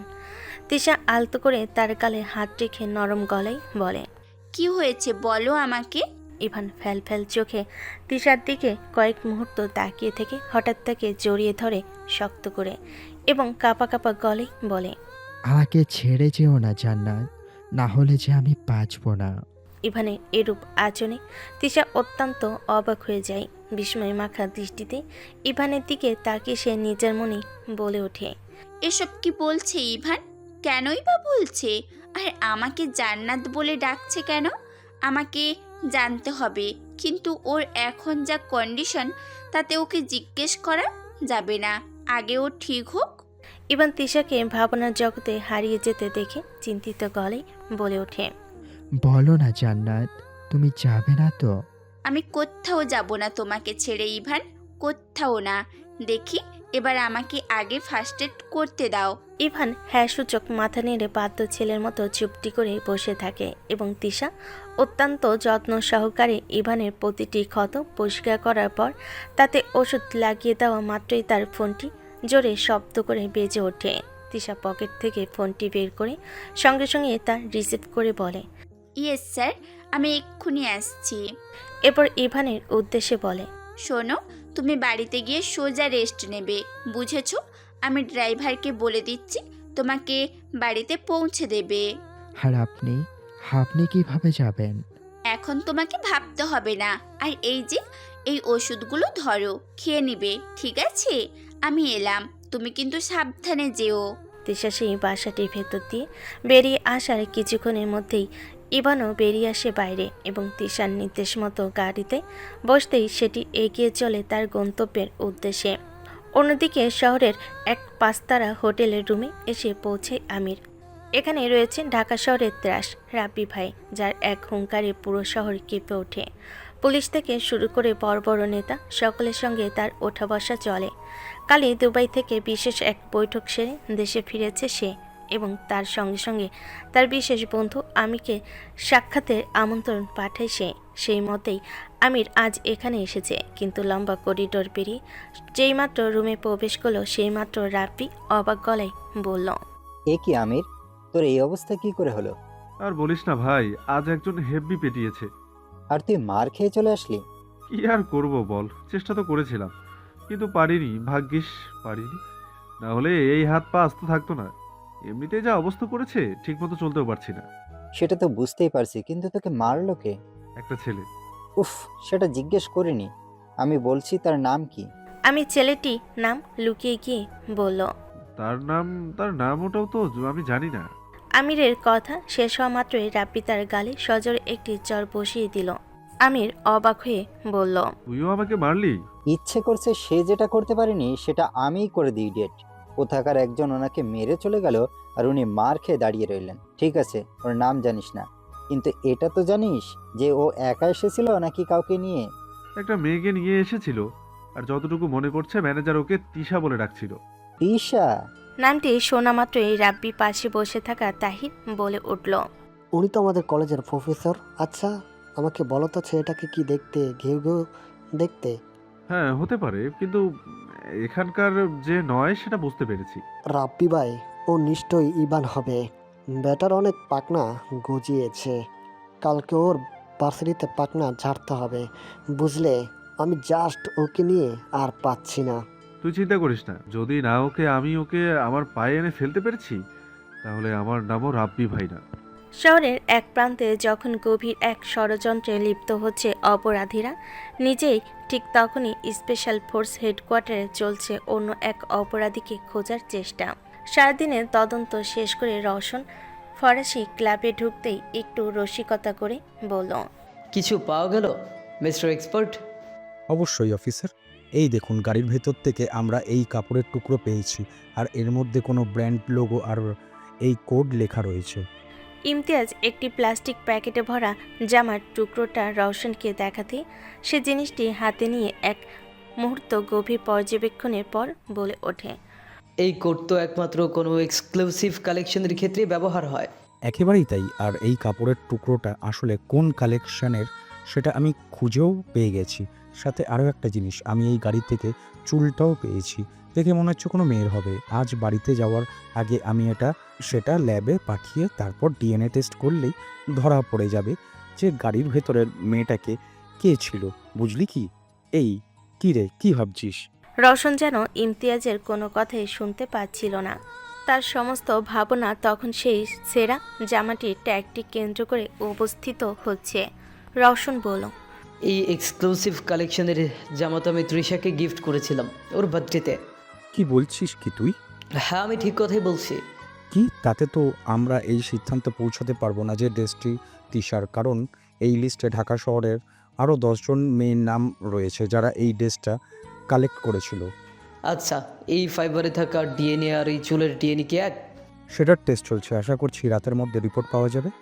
বেশ, আচ্ছা আমাকে বলো তো, ওই গাড়ির মধ্য থেকে ছেলেগুলোর ফিঙ্গারপ্রিন্ট বাদে আর কারো ফিঙ্গারপ্রিন্ট কি পাওয়া গেছিল? হ্যাঁ, আরও একটা ফিঙ্গারপ্রিন্ট পাওয়া গেছিল, আর আমি শিওর ওটা সেই মেয়েটারই হবে। ওকে, তুই টেস্টটা জারি রাখ, আমি দেখছি বাকি মেয়েগুলোর ফিঙ্গারপ্রিন্ট যদি জোগাড় করা যায়। রওশন নিজের কথা শেষ করে নিজের কেবিনে ফিরে আসে। এরপর কিছুটা দূরে দাঁড়িয়ে থাকা অন্য এক অফিসারের উদ্দেশ্যে বলে, মিস্টার সেন, একবার একটু শোনেন। ইয়েস স্যার, বলুন। আপনাকে একটা কাজ করতে হবে, এই ব্র্যান্ডে কল করে আজকে এক লাকি ড্র অ্যারেঞ্জ করুন। দেখবেন যেন কেউ বাদ না পড়ে। আমার প্রত্যেকের ফিঙ্গারপ্রিন্ট চাই। দিনের আলো শেষে ঢাকা শহরের বুকে নেমে আসে রাত এবং তার সঙ্গে অপরাধ মাথা চাড়া দিয়ে উঠতে আরম্ভ করেছে। আর সেই অপরাধকে নিজের হাতে দমন করার উদ্দেশ্য নিয়েই আজ শহরের অন্যতম হাইওয়ের পাশে এক নির্জন রাস্তায় গাড়ি নিয়ে অপেক্ষা করছে আরিজ এবং তার দলের সদস্যরা। এমন সময় হামিদ বলে, ভাই নতুন পুলিশ অফিসার তো আমাদের খোঁজার জন্য জাস্ট হাত ধুয়ে পড়েছে। সব জায়গায় নাকি পুলিশি পাহারা লাগিয়েছে শুধু আমাদের বের করার জন্য। আরিসকে ধরা এতটাই সোজা নাকি? বরং তার জন্য অনেক বুদ্ধির প্রয়োজন। আমিও দেখতে চাই আমি তো সেই মানুষটাকে কিভাবে খুঁজে বের করে যে আজ থেকে ঠিক 7 বছর আগে মারা গেছে। বস, গাড়ি রেডি, আপনি সিগন্যাল দিলেই আমরা বেরিয়ে পড়ব। বেশ, তবে আর দেরি কেন? নির্জন রাস্তাটি ছেড়ে গাড়িটি হাইওয়েতে প্রবেশ করতেই প্রাণ সামনে থাকা বড় লরিটির দিকে আঙ্গুল দিয়ে ইশারা করে বলে, বস, ওই লরিটা ওদিক থেকে আসছে, সেটা সামনের চেকপোস্ট পেরানোর আগেই আমরা ঘিরে নেব। গুড। আর আমাদের লোকেরা তারা কোথায়? চারদিকে ছড়িয়ে আছে ভাই, আপনি সিগন্যাল দিলেই ওরা কাজ শুরু করে দেবে। রাস্তার ডান দিক থেকে প্রবল বেগে ছুটে আসছিল একটি 8 চাকার লরি। হঠাৎ সামনের রাস্তার পর একটু গাছ পড়ে থাকতে দেখে ড্রাইভার সেলিম জোরে ব্রেক কষে বলে ওঠে, এই গাছটা কিভাবে পড়লো? ওই রমেশ, হা করে কি দেখছিস? গাছটা গিয়ে সরা। ড্রাইভারের পাশে সিটে বসে থাকা ছেলেটি গাড়ি থেকে নেমে গাছটি সরাতে যেতেই হঠাৎ উপর থেকে দাঁড়িয়ে থাকা গাড়িটার হেডলাইট জ্বলে ওঠে এবং সেটির বনেটের উপর বসে থাকা ছেলেটি নিচের অভিব্যক্তি বজায় রেখে বলে, সরিয়ে কোনো লাভ হবে না, কারণ এখান থেকে না এই গাছটা সরবে আর না আমি। অরিজের সেই কথাটি কানে যাওয়া মাত্রই সেলিম সোজা গাড়ি থেকে নেমে এসে রাগী গলায় বলে, এই তুই কে রে? আমি কে সেটা ঠিক সময় মতো জানতে পেরে যাবে। হামিদ, শুরু করে দে, একটাও নোট যেন নিয়ে না যেতে পারে। অরিজের নির্দেশ পেতেই হামিদ এবং তার দলের বাকি সদস্যরা লরিটিকে চারিদিক থেকে ঘিরে ফেলে এবং হাতে থাকা বড় একটি লোহার রড দিয়ে পিছনের দিকে তালাটি খোলার চেষ্টা করে। তার এমন কাণ্ড কারখানা দেখে সেলিম বলে, এই এই কি করছিস তোরা? হামিদ তার মাথায় বন্দুকের নল ঠেকিয়ে বলে, একদম চুপ, না হলে এই বুলেট দেখতে পাচ্ছিস সোজা ভিতরে ভরে দেবো। চুপ করে আমাদের কাজ করতে দে। প্রায় মিনিট 10 চেষ্টার পর তালাটি ভাঙা যেতেই দরজাটি খুলে যায় এবং ভেতরে সারি সারি টাকার পাহাড় চোখে আরিজ হেসে বলে ওঠে, বাহ, এ তো দারুণ ব্যাপার। সাধারণ মানুষদের পরিশ্রমের টাকা তাহলে এভাবেই নেতাদের পকেটে চালান হয় কি, তাই তো? তাতে তোর কি? এত বড় বড় কথা বলছিস, সাহস দেয় কে তোকে? আমার সাহস বরাবরই একটু বেশি, আর এবার সেটা তুই নিজের চোখেই দেখতে পাবি। হামিদ, হ্যাঁ ভাই। বেটাগুলোর মুখ বাদ, বড্ড বেশি কথা বলছে। হামিদ তার নির্দেশ মেনে সেলিম এবং তার সঙ্গে থাকা ছেলেটির হাত মুখ বেঁধে দেয়। এরপর এক একে সমস্ত টাকাগুলো সেখান থেকে সরিয়ে নিজের গাড়িতে ভরে নেয়। প্রায় ঘণ্টাখানেক ধরে সমস্ত টাকাগুলো সরিয়ে নেওয়ার পর আরিজ তার দলের উদ্দেশ্যে প্রশ্ন করে, সব নেওয়া হয়ে গেছে তো? হ্যাঁ ভাই। এরপর তাদের হাত মুখগুলো খুলে দিতে সেলিম হিংস্র গলায় বলে, তুই অনেক বড় ভুল করলি, তোকে আমরা ছাড়বো না, কিছুতেই না। তাই নাকি? কি করবি তুই? ভোরের আলো ফুটতেই হেডকোয়ার্টার শুরু হয়ে গেছে ব্যস্ততা। আলতাফ হোসেনের একমাত্র ছেলের মার্ডার কেসটি নিয়ে রীতিমতো কালঘাম ছুটছে রওশনদের। কাল সারা রাত এই কোয়ার্টারে কাটিয়েছে সে এবং আজ সকাল হয়ে না হতেই আবার বসে পড়েছে এই ফাইলগুলো নিয়ে। কিন্তু ঠিক সেই মুহূর্তে কারোর ভয়ার্ত কণ্ঠ রওশনের কানে এসে পৌঁছায়। সে সামনের দিকে চোখ রাখতেই 2 যুবক দৌড়ে এসে তার হাত পা ধরে বলে ওঠে, স্যার স্যার আমাদের বাঁচান, নাহলে ও আমাদের মেরে ফেলবে। এ কি তোমরা কারা আর এখানে কিভাবে আসলে? স্যার আমাদের বাঁচান। সকাল সকাল ক্যাফেটেরিয়াতে এমন হট্টগোল শুনে ইমতিয়াজ ছুটে আসতেই ভীষণ পরিমাণে অবাক হয়ে যায়। এখানে এত হট্টগোল কিসের? এ কি, তোমরা কারা আর তোমাদের এমন অবস্থা কি করলো? সেটাই তো আমি ওদের সেই কখন থেকে জিজ্ঞেস করছি। এই কি নাম কি তোদের, এখানে কেন এসেছিস? এখানে না আসলে যে ও আমাদের মেরেই ফেলতো স্যার। কে মেরে ফেলতো? আরিস। তার মুখ থেকে সেই নামটি শোনা মাত্রই ইমতিয়াজ অবাক গলায় বলে, কি নাম বললি তুই? আরিশ ভাই, আমাদের বাঁচান স্যার। কিন্তু ও তোদের কেন মারতে চায়? জানি না স্যার, তবে মাফিয়ারা কি আর মারার আগে কোনো কারণ দেখে বলুন? ওরা তো সোজা গুলি চালিয়ে দেয়। সত্যি বলছিস নাকি মিথ্যে? মিথ্যে বলছে স্যার। আপনি এখন এইখানে? পেট্রোলিং সেরে ফেলছিলাম স্যার, তখন দেখলাম এখন থেকে 15 মিনিট দূরে যে চেকপোস্ট আছে সেখানে ঘুষ দিয়ে ওরা নাকি টাকা ভর্তি লরি নিয়ে যাচ্ছিল। আমি নিজেই ওদের ফলো করছিলাম, কিন্তু হঠাৎ গাড়ির চাকাটা পাঞ্চার হয়ে যাওয়াতে আর পারিনি। ও তাহলে এই ব্যাপার। কিরে, ও কি সত্যি বলছে নাকি? সেলিম বুঝতে পারেনি যে নিজেকে নির্দোষ প্রমাণিত করতে এসে সে নিজেই দোষী প্রমাণিত হয়ে যাবে। ভয়ে শুকনো ঢোক গিলে সে চুপচাপ বসে রইল। রওশন বলে, কি হলো, চুপ করে আছিস কেন? একগা বসিয়ে দিন স্যার, তাহলে নিশ্চয়ই মুখে কথা ফুটবে। তাই করতে হবে মনে হচ্ছে মিস্টার সেন। না না, আমাকে মারবেন না স্যার, আমি সত্যিটা বলছি। উনি যা বলছে সব সত্যি স্যার। এই তো দেখছি মুখে কথা ফুটেছে, এবার মানে বলে ফেলতো। এত টাকা নিয়ে কোথায় যাচ্ছিলি? আসলে স্যার, এই টাকাগুলো সাহেবের বাড়ি নিয়ে যাচ্ছিলাম। ভোটে জেতার জন্য তো এই টাকা সব কিছুই। এত টাকা পেয়েছিস কোথা থেকে? এই টাকাগুলো আসলে ওই তোলা আদায় করে পেয়েছি।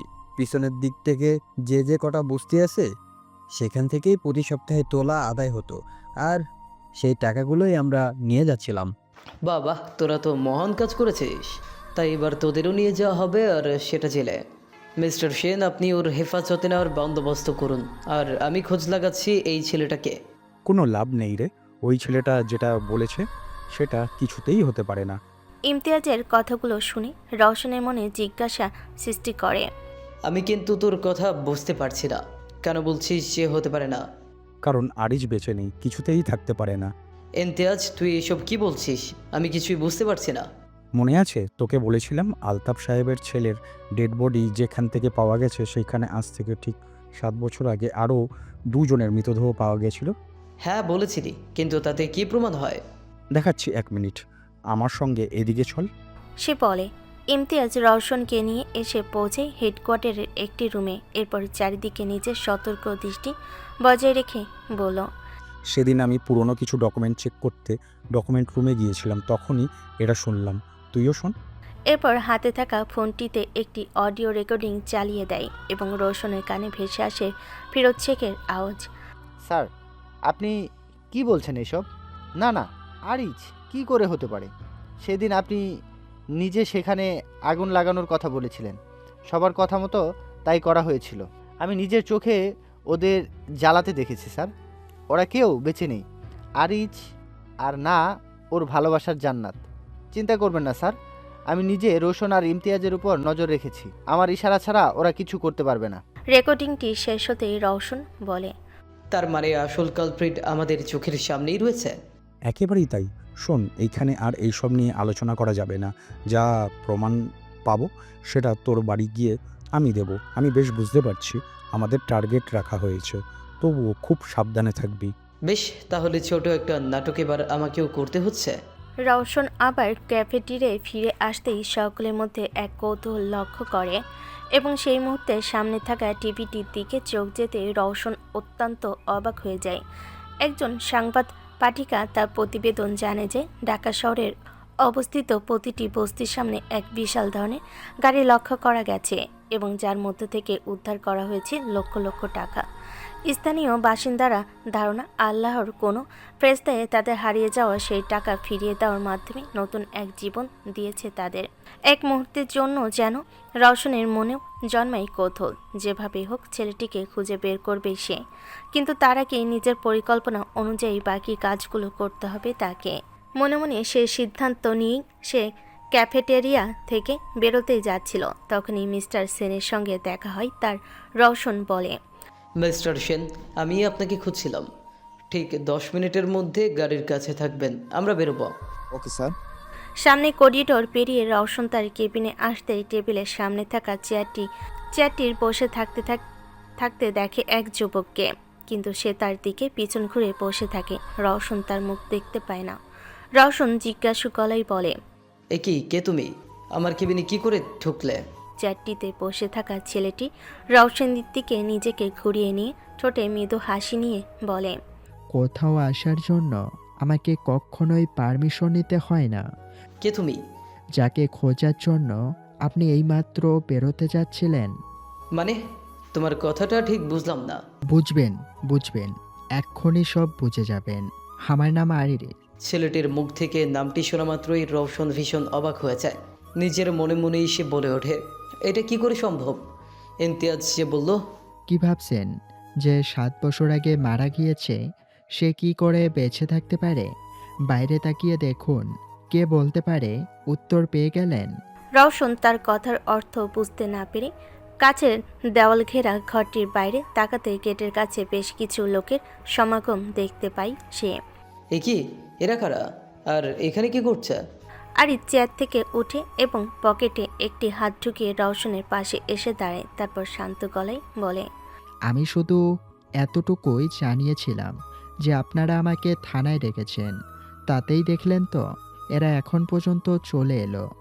এরপর যদি আমাকে অ্যারেস্ট করা হয় তখন যে এরা কি করবে আপনি নিশ্চয় আন্দাজ করতে পারছেন।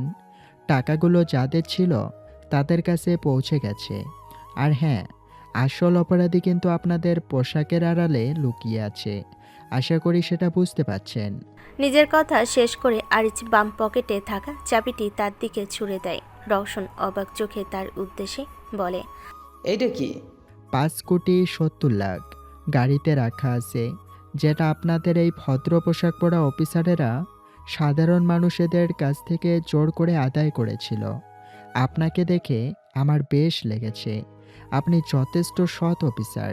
তাই আশা করছি যারা দিন-রাত পরিশ্রম করে এই টাকা নিজের কাছে রাখতে পারেনি তাদের আপনি ফিরিয়ে দেবেন। এবার তাহলে আমি আসি, অফিসার। আরিজ মুখে হাসি নিয়ে দরজার দিকে এগিয়ে যেতেই রওশন প্রশ্ন করে, তুমি কি সত্যি আরিজ? সেটা খুঁজে বের করার দায়িত্ব আপনার। তবে চিন্তা নেই, অপরাধ যেমন কোনোদিন লুকিয়ে থাকে না, তেমন সত্যিও খুব বেশি দিন আড়ালে থাকে না।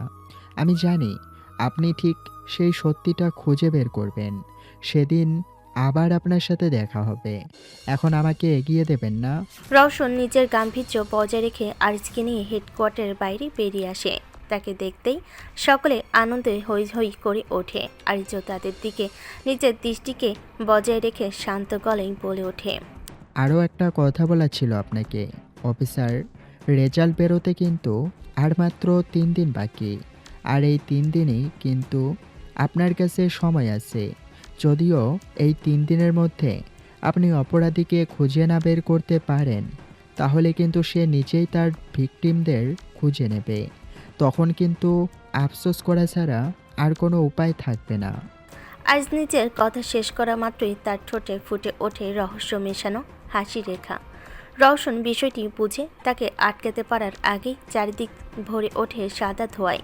সে কোনো রকমে নিজের চোখ মুখ বন্ধ করে নেয়। অবশেষে কিছুক্ষণ পর সেই ধোঁয়ার পরিমাণ কমে যেতেই রওশন এদিক ওদিক তাকিয়ে তাকিয়ে খোঁজার চেষ্টা করে, কিন্তু আরিজ ততক্ষণে ভিড়ের মাঝে মিশে গিয়েছে।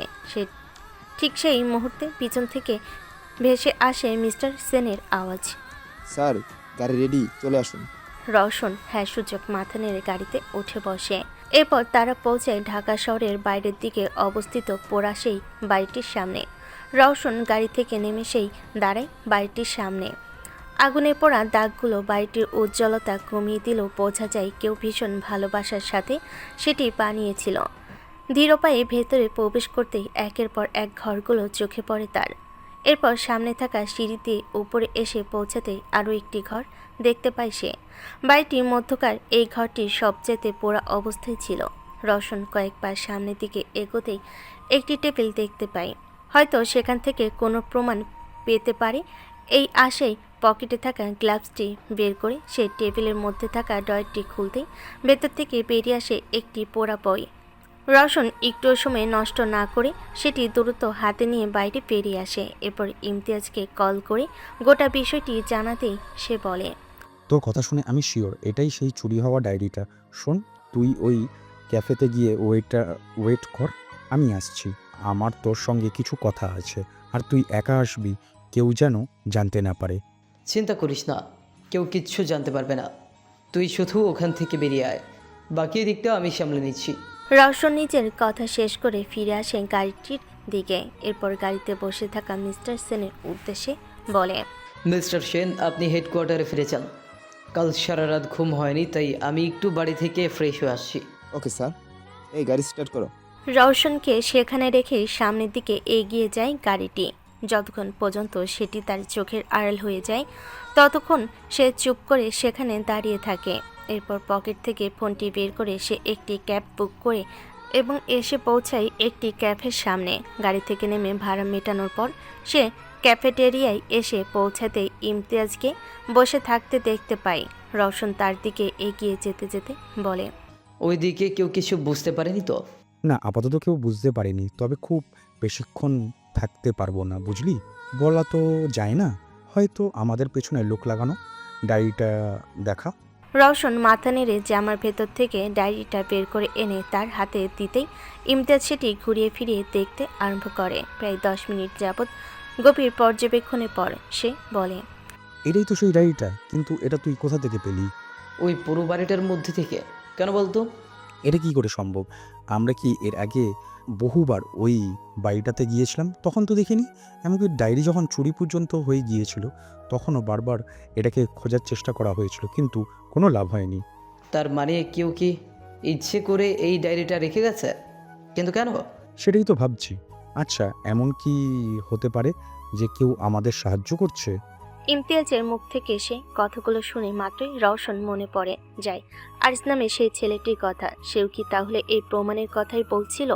কিন্তু সে জানলো কিভাবে? মনে মনে এই প্রশ্নগুলোই বারংবার ঘুরপাক খাচ্ছিল। এমন সময় ইমতিয়াজ বলে, আচ্ছা শোন, যেই কথা বলতে আমি এসেছি, এই ডায়েরিটা আমাদের বাড়িতে নিয়ে যায়। যেটুকু পরীক্ষা করা আছে সেটা করে নিয়ে আমি তোকে সমস্ত কিছু জানাচ্ছি। ও হ্যাঁ, আরেকটা কথা, কাল যে মেয়েগুলোর ডিএনএ স্যাম্পেল আমি ল্যাবে টেস্ট করার জন্য দিয়েছিলাম, তার মধ্যে থেকে একজনের সঙ্গে গাড়িতে পাওয়া ওই স্যাম্পেল ম্যাচ করেনি। এমনকি তাদের মধ্যে থেকে কেউ সেই রাতে বাইরেই ছিল না। তাই আমার মনে হয় মেয়েটা তিশা হতে পারে। তুই যেভাবে হোক ওর ডিএনএ আমাকে জোগাড় করে এনে দে। তুই নিজে জানিস তো তুই কি বলছিস? হ্যাঁ, আমি জানি আমি কি বলছি। আর কিন্তু মাত্র একটা দিন আমাদের হাতে আছে, তার মধ্যে আমাদের কিছু না কিছু করতেই হবে। ঠিক আছে, আমাকে 1 ঘন্টা সময় দে, আমি স্যাম্পল নিয়ে ল্যাবে পৌঁছচ্ছে। কাল রাতে আবার সেই ভয়াবহ স্বপ্নটি দেখার পর থেকে আর ঘুমাতে পায়নি তিশা। কেন যে বারবার সেই একটাই স্বপ্ন ঘিরে ফিরে তাকে এভাবে আতঙ্কিত করে তোলে, তার কোনো উত্তর নেই তিশার কাছে। সে শুধু দেখতে পায় দাউ দাউ করে চারদিকে আগুন জ্বলছে, কিন্তু সেই মেঝের উপরে শুয়ে রয়েছে একটি মেয়ে। তার সারা মুখে রক্ত লেগে রয়েছে। ঠিক তার পাশে আরও একটি ছেলে, যে নিজের সবটুকু দিয়ে তাকে আগলে রাখার চেষ্টা করছে, আর মাঝে মাঝে সেই নামটি বলে চলেছে, জান্নাত। তিশা দুহাতে নিজের কান চেপে ধরে চোখ বন্ধ করে সেই স্বপ্ন থেকে পালিয়ে বেড়াতে চায়, কিন্তু হঠাৎ কারোর স্পর্শে ঘুম ভাঙে তার। চোখ খুলতে দেখে রওশন ঠিক তার সামনে বসা। ইমতিয়াজের সাথে জরুরি বৈঠক সেরে এসে আর এক মুহূর্ত অপেক্ষা করেনি, সোজা নিজের বাড়িতে ফিরে এসেছে। উদ্দেশ্য তিশার ডিএনএ স্যাম্পল কালেক্ট করা, কিন্তু সমস্তটা করতে হবে তার চোখের আড়ালে। তাই রওশন একেবারে স্বাভাবিকভাবে বলে, কি হয়েছে? কোনো খারাপ স্বপ্ন দেখেছিস? তিশা আসল ব্যাপারটি লুকিয়ে গিয়ে শুধু মাথা নাড়ায়। রওশন আলতো করে তার মাথায় হাত বুলিয়ে বলে, চিন্তা করিস না, দেখবি সব ঠিক হয়ে যাবে। শুধু কখনো নিজের মনে কোনো কথা চেপে রাখবে না, কারণ সেই কথাগুলো আমাদের মনের মধ্যে থেকে গিয়ে নানান দুঃস্বপ্ন হয়ে ওঠে। আর আমি তোর ভাইয়া, তাই মন খুলে আমাকে বলতে পারিস। কিন্তু যে প্রশ্নের উত্তর নিজের কাছেই নেই, সেই প্রশ্নের উত্তর কিভাবে অন্যকে দিতে পারে ভাইয়া? সমস্ত প্রশ্নের উত্তর যে সবসময় আমাদের কাছে থাকবে এমন কোনো মানে তো নেই, তাই না? তাই সেই প্রশ্নটা করবার আগে সেই মানুষটাকে জানতে হবে যার কাছে তুই উত্তর জানতে চাস। বুঝেছিস? এবার উঠে পড়ে, না হলে তো তোর ভার্সিটিতে দেরি হয়ে যাবে। আমি তোর জন্য নিচে অপেক্ষা করছি, তাড়াতাড়ি চলে আসিস। তিশা ইতিবাচক মাথা নাড়িয়ে তোয়ালে নিয়ে ওয়াশরুমের দিকে চলে যায়। যেতে রওশন তাড়াহুড়ো করে আয়নার সামনে এসে খুঁজতে শুরু করে, কিন্তু সে এমন কিছুই খুঁজে পায় না যার মধ্য থেকে ডিএনএ স্যাম্পল পাওয়া যেতে পারে। কিন্তু ঠিক সেই মুহূর্তে তার চোখ যায় বিছানার পাশে টেবিলটার উপর রাখা আধা খাওয়া চকলেটের দিকে। সে দ্রুত এগিয়ে গিয়ে জিনিসটিতে হাত দিতে যাবে, এমন সময় পিছন থেকে ভেসে আসে তিশার গলার স্বর। ভাইয়া, তুই ওখানে কি করছিস? তিশা বাথরুম থেকে ফিরে এসেছিল নিজের সালোয়ার কামিজ নেওয়ার জন্য। ঠিক তখনই তার বিছানার সামনে দাঁড়িয়ে থাকতে দেখে রওশনকে। তিশার সামনে কিছুতেই নিজেকে ধরা পড়তে দিতে যাবে না ভেবে রওশন অত্যন্ত স্বাভাবিক গলায় বলে, তুই যেভাবে চকলেটটা আধ খেয়ে রেখে দিয়েছিস, এতে তো পিঁপড়ে ধরে যেতে পারে। তাই ভাবছিলাম যে আমি গিয়ে ফ্রিজে রেখে দিই। হ্যাঁ, তাই তো দেখছিস, আমিও না সত্যি একদম ভুলে গিয়েছিলাম। আসলে আমি ভেবেছিলাম তোকে দিয়ে খাবো, কিন্তু তুই তো কাল রাতে আর বাড়ি ফিরলি না। ঠিক আছে, ওটা তুই ফ্রিজেই রেখে দে। তিশা নিজের কথাটি বলে ওয়ার্ড্রপ থেকে একটি সালোয়ার কামিজের সেট বের করে আবারও ঢুকে যায় বাথরুমে এবং রওশন ফিরে আসে নিজের ঘরে। সে চকলেটের আধা খাওয়া অংশটাকে আলাদা করে একটি ব্যাগে ভরে নিজের কাছে রেখে দেয়। এরপর বাকি চকলেটটুকু সে ফ্রিজের ভেতর ঢুকিয়ে রাখে। অন্যদিকে যতটা তাড়াতাড়ি সম্ভব গোসল সেরে বেরিয়ে আসে তিশা। এরপর তৈরি হয়ে নিচে আসতেই সে যেন বিস্ময়ের চরম শিখরে পৌঁছে যায়, কারণ তার ঠিক সামনে দাঁড়িয়েছিল ইভান। ইভান, তুমি এখানে? লিভিং রুমে বসে থাকা ওমর সাহেব হেসে বললেন, হ্যাঁ রে, আমি ওকে ডেকেছি। রহমানের শরীরটা হঠাৎ একটু খারাপ হয়েছে, তাই ও কিছুদিন আমাদের বাড়িতে ড্রাইভারি করবে বলেছে। আমিও বেশি কিছু না বলে রাজি হয়ে গেছি। কি ইভান, তোমার সমস্যা নেই তো? না না, আমার কোনো অসুবিধে নেই। Good morning madam. চলো। কি হলো, চলে যাচ্ছিস যে? ব্রেকফাস্ট করবি না? না আম্মু, অলরেডি অনেকটাই দেরি হয়ে গেছে। আমি ক্যাফেটেরিয়ায় গিয়ে কিছু খেয়ে নিই। আর আজ এমনিতেও খুব বেশি ক্লাস নেই, তাই তাড়াতাড়ি ফিরে আসবো। এসো ইভান। তিশা আর কোনো কথা না বাড়িয়ে চৌধুরী ভিলা থেকে বেরিয়ে আসে। এরপর সোজা গাড়িতে গিয়ে বসতেই ইভান গাড়ি চালাতে আরম্ভ করে। কিন্তু তিশা আজ একটা কথাও বলছিল না দেখে ইভান নিজেই প্রশ্ন করে, আজ আপনি একটাও কথা বলছেন না। আমি কি কোনো ভুল করেছি ম্যাডাম? আপনি কি আমার উপর কোনো কারণে রেগে? না, আমি রেগে নেই। তবে ইভান, আমি তোমাকে কিছু জিজ্ঞেস করতে চাই। আর আমি সবসময় সোজা সাপটা কথা বলতে পছন্দ করি। আশা করি তোমার কোনো অসুবিধে নেই। আমার অসুবিধা হতে যাবে কেন? সোজা কথা বলাই তো ভালো। হ্যাঁ, তাই তোমাকে সোজাসুজি একটাই কথা জিজ্ঞেস করব। কে জান্নাত? জান্নাত? হ্যাঁ, কাল যখন তুমি ভয় পেয়েছিলে তখন তুমি আমাকে তিশা না জান্নাত বলেই ডেকেছিলে। কে এই জান্নাত? আমাকে কিন্তু কোনো মিথ্যে বলবে না ইভান। আমি মিথ্যে বলি না ম্যাডাম, আর আপনার কাছে তো কোনো দিনই নয়। জান্নাত আমার ছোটবেলার বান্ধবীর নাম। আমরা একসাথে ওই গ্রামে থাকতাম। ও আমার সবথেকে প্রিয় বন্ধু ছিল এবং আমি ওর। আর আমরা একে অপরকে ভালোবাসতাম, খুবই ভালোবাসতাম। কি বলছো কি তুমি? হ্যাঁ ম্যাডাম, কিন্তু সব ভালোবাসার সমাপ্তি যে সুখের হয় না। আমাদের হয়নি। কেন? কিছু কি হয়েছিল? কোথায় আছে ও? হারিয়ে গেছে অনেক দূরে, যেখান থেকে আর কোনো দিন ফিরে আসতে পারবে না। আর যদি কোনোদিন ফিরে আসে? কেউ একবার আল্লাহর কাছে চলে গেলে কি ফিরে আসতে পারে ম্যাডাম? তুমি কি এখনো তাকে ভালোবাসো? বাসি, আর হয়তো মৃত্যু পর্যন্ত তাকেই ভালোবেসে যাব। ইভান সেই কথাগুলো বলবার মাঝেই এক মুহূর্তের জন্য রাস্তা থেকে নিজের চোখ সরায়নি। আর যেন একটু তাড়াতাড়ি তারা ভার্সিটিতে পৌঁছে গেছে। গেট দিয়ে গাড়িতে ঢুকে সোজা পার্কিংয়ে রাখতেই তিশা বলে, ঠিক আছে, আমি যা জানার জেনে নিয়েছি। তুমি এবার ক্লাসে যাও। ইভান মাথা নেড়ে চাবিটি তার হাতে তুলে দিয়ে ক্লাসের দিকে পা বাড়ায়। কিন্তু তখনই কলেজ প্রাঙ্গণে ছোটখাটো একটি ভিড় লক্ষ্য করে। সে দেখতে পায় তাহির কলেজের সকল ছাত্রছাত্রীদের উদ্দেশ্যে বলছে, সবাই শোনো, আমাদের প্রিয় রাব্বি ভাই এসে গেছে। তাই সবাই লাইন দিয়ে দাঁড়াবে, আর আমি যতক্ষণ না বলবো ততক্ষণ কেউ এক পাও লড়বে না। কথাটা সবার কানে গেছে কি? ইভান লক্ষ্য করে যে রাব্বি ভাইয়ের শব্দটি যেন সকলের চোখে মুখে এক ধরনের আতঙ্ক সৃষ্টি করেছে। তাই বিষয়টি দেখবার জন্য ইভানও সেই দলের সঙ্গে মিশে যায়। কিছুক্ষণের মধ্যে কালো পোশাক পরা এক যুবক এসে পৌঁছায় সেই প্রাঙ্গণে এবং মুখে ক্রূর হাসি ফুটিয়ে বলে, আমি এতদিন না থাকাতে কারো কোনো রকম অসুবিধা হয়নি তো? তাহির প্রিয়, তোরা ভালো করে সবার খেয়াল রেখেছিলি তো? হ্যাঁ ভাই। বেশ, এবার যা গিয়ে আমিরকে নিয়ে আয়। দেখি ওর এমন অবস্থা কে করেছে, আর যে করেছে তাকে আজ এই কলেজ থেকে আমি বেঁচে ফিরতে দেব না। ইভান বেশ বুঝতে পারে যে কথাগুলো তাকে উদ্দেশ্য করে বলা হচ্ছে, কিন্তু সে নিজেকে একেবারেই শান্ত রেখে সেখানে দাঁড়িয়ে থাকে। তাহিরকে আমিরকে নিয়ে আসতেই রাব্বি প্রশ্ন করে, ভালো করে দেখে বল, এদের মধ্যে কে তোকে মেরেছিল? আমির এক এক করে সকলের মুখ দেখে নাসূচক মাথা নাড়ায়। এখনো পর্যন্ত কেউই সে ছেলেটি ছিল না, কিন্তু এবার ইভানের সামনে রাব্বিও আমির এসে দাঁড়াতেই রাব্বি বলে ওঠে, দেখে বল কে তোকে মেরেছে। আমি ভয়ে ভয়ে ইভানের দিকে তাকাতে দেখতে পাই ইভান অত্যন্ত গম্ভীর দৃষ্টিতে তার দিকে তাকিয়ে রয়েছে, যেন এখনই তার প্রাণ কেড়ে নেবে। আমির ভয়ে ঢোক গিলে কাঁপা কাঁপা গলায় বলে ওঠে, না না রাব্বি, ও নিশ্চয়ই অন্য কেউ হবে।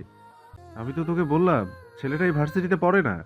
ঠিক আছে তাহির, তুই ওকে নিয়ে ক্যাফেতে যা, গিয়ে সিসিটিভি চেক কর। তারপর যাকেই দেখতে পাবি আজ রাতের মধ্যে আমার ডেরায় নিয়ে আসবি।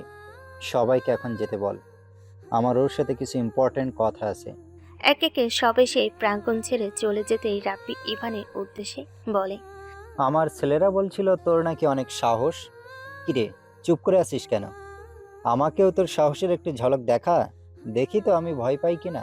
আমি জানি না আপনাকে এসব কে বলেছে। আমি শুধুমাত্র এই ভার্সিটির একজন ছাত্র।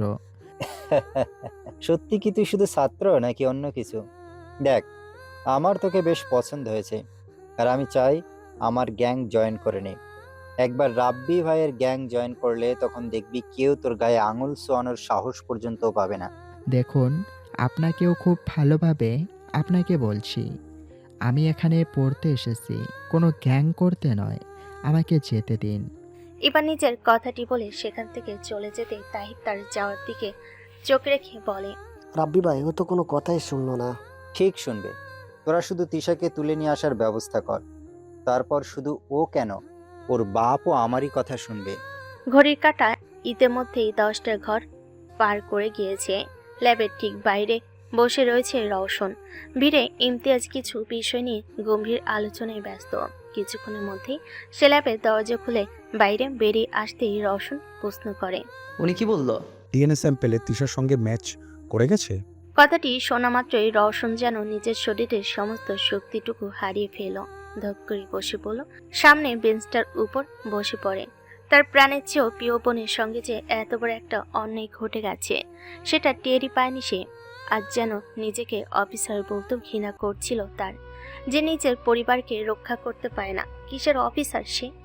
ইমতিয়াজ রওশনের মনের অবস্থা বুঝতে পেরে বলে, তুই এতটা ভেঙে পড়িস না, কারণ তুই ভেঙে পড়লে আমরা কোনোদিনও সত্যিটা পর্যন্ত পৌঁছতে পারবো না। আমাদের জানতে হবে তিশার সঙ্গে কি ঠিক হয়েছিল।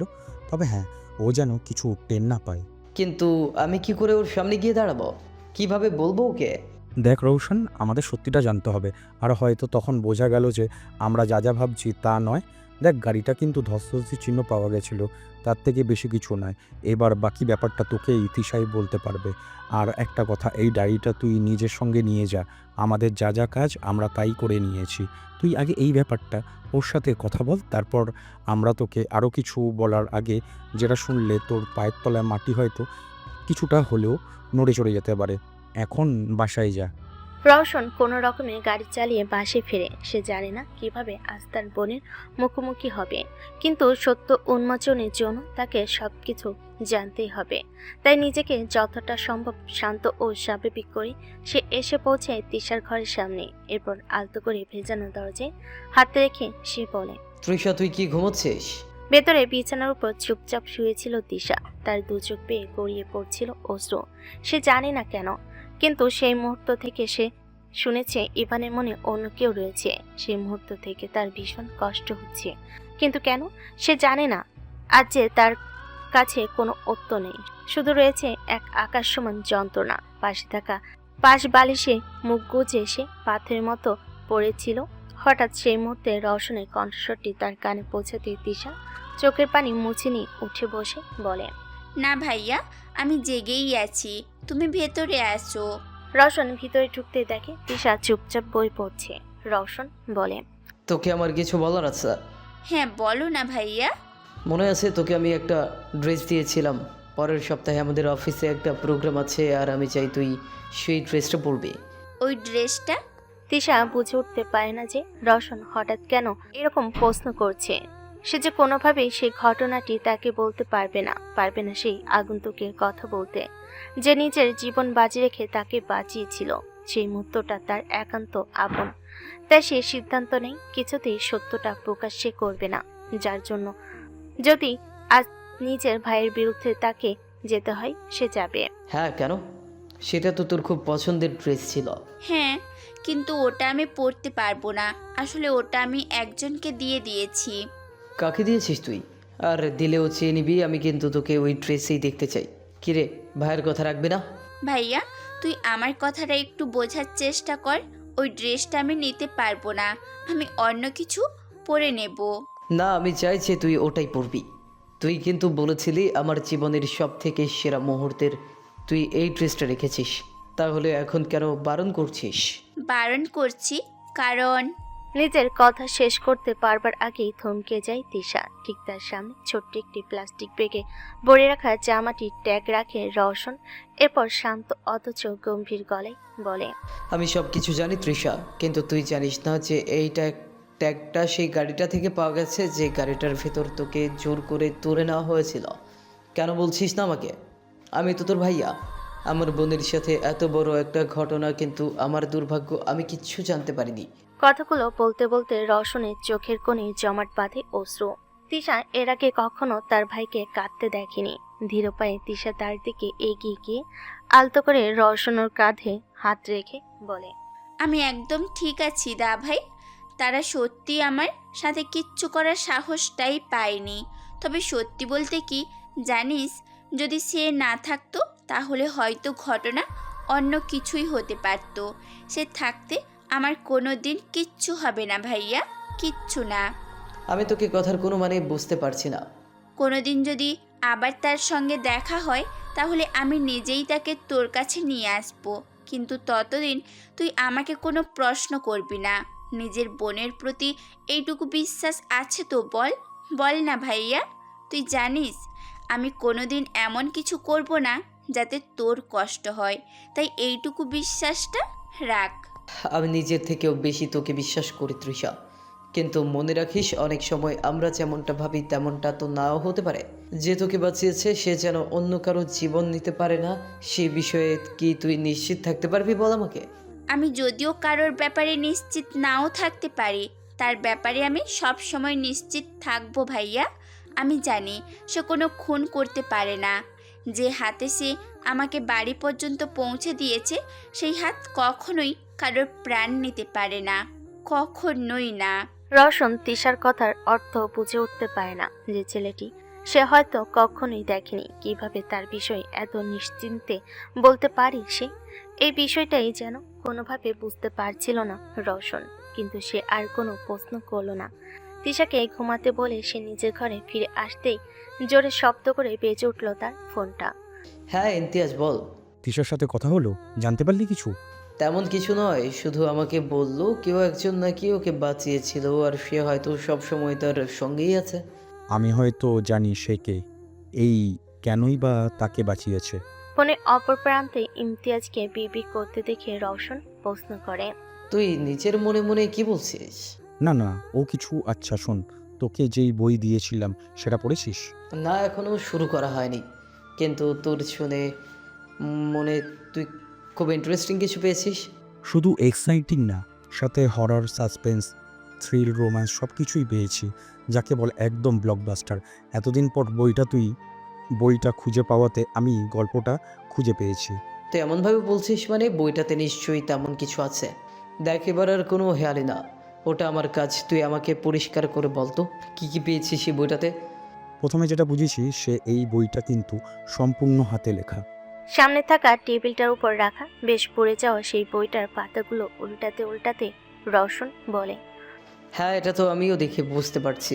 কিন্তু বইটা লিখেছে যে দুজন, একজন সেই বইয়ের নায়ক আরিজ আর আরেকজন সেই বইয়ের নায়িকা জান্নাত। তার মানে এটা বলতে চাইছিস যে এটা বইয়ের মতো দেখতে হলেও আদতে একটা ডায়েরি, হাতে তারা তাদের নিজেদের গল্প রেখেছে।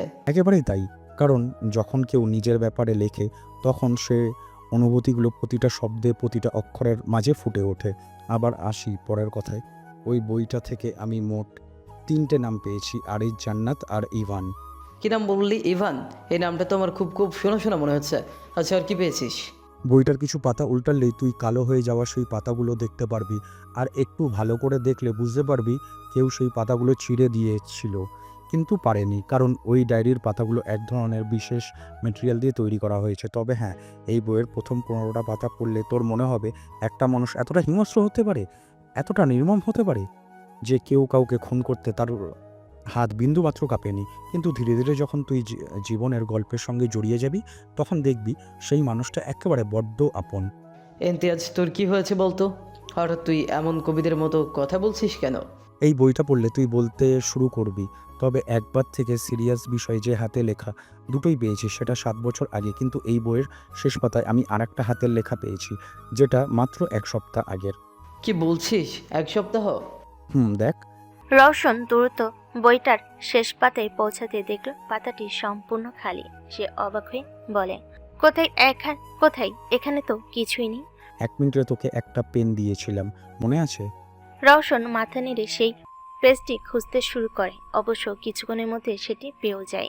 এরপর ঘরটি আলো কমিয়ে সে পেনটি সাদা খাতার উপর ধরতেই তার থেকে বেরিয়ে আসা আলোতে স্পষ্ট হয়ে ফুটে উঠল কিছু লেখা।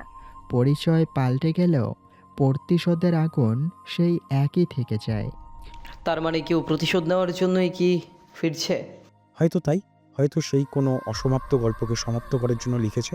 আর এই হাতের লেখাটা কিন্তু তোর বাড়ির সেই চিঠিটার হাতের লেখার সঙ্গে মিলে গিয়েছে। এবার বাকিটা তোকে খুঁজে বার করতে হবে রৌশন, আর আমি জানি তুই পারবি। পারতে তো আমাকে হবেই ইমতিয়াজ। থ্যাংক ইউ, তুই আমাকে অনেক হেল্প করেছিস। এবার বাকিটা আমি নিজেরই খুঁজে বের করব। ভার্সিটি থেকে বেরোতে বেরোতে আজ বেশ দেরি হয়ে গিয়েছে তিশার। ইভানকে আছে কিছুটা আগে বাসার দিকে পাঠিয়ে দিয়েছে। এখন সে একাই রাস্তার উপর দাঁড়িয়ে ক্যাবের অপেক্ষা করছে।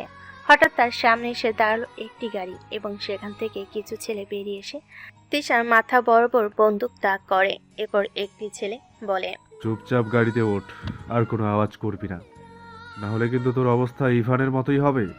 ইভান, কি করছো তোমরা ওর সাথে? সেটা তো গেলেই দেখতে পারবি। ওঠ, এবার একটা কথাও নয়।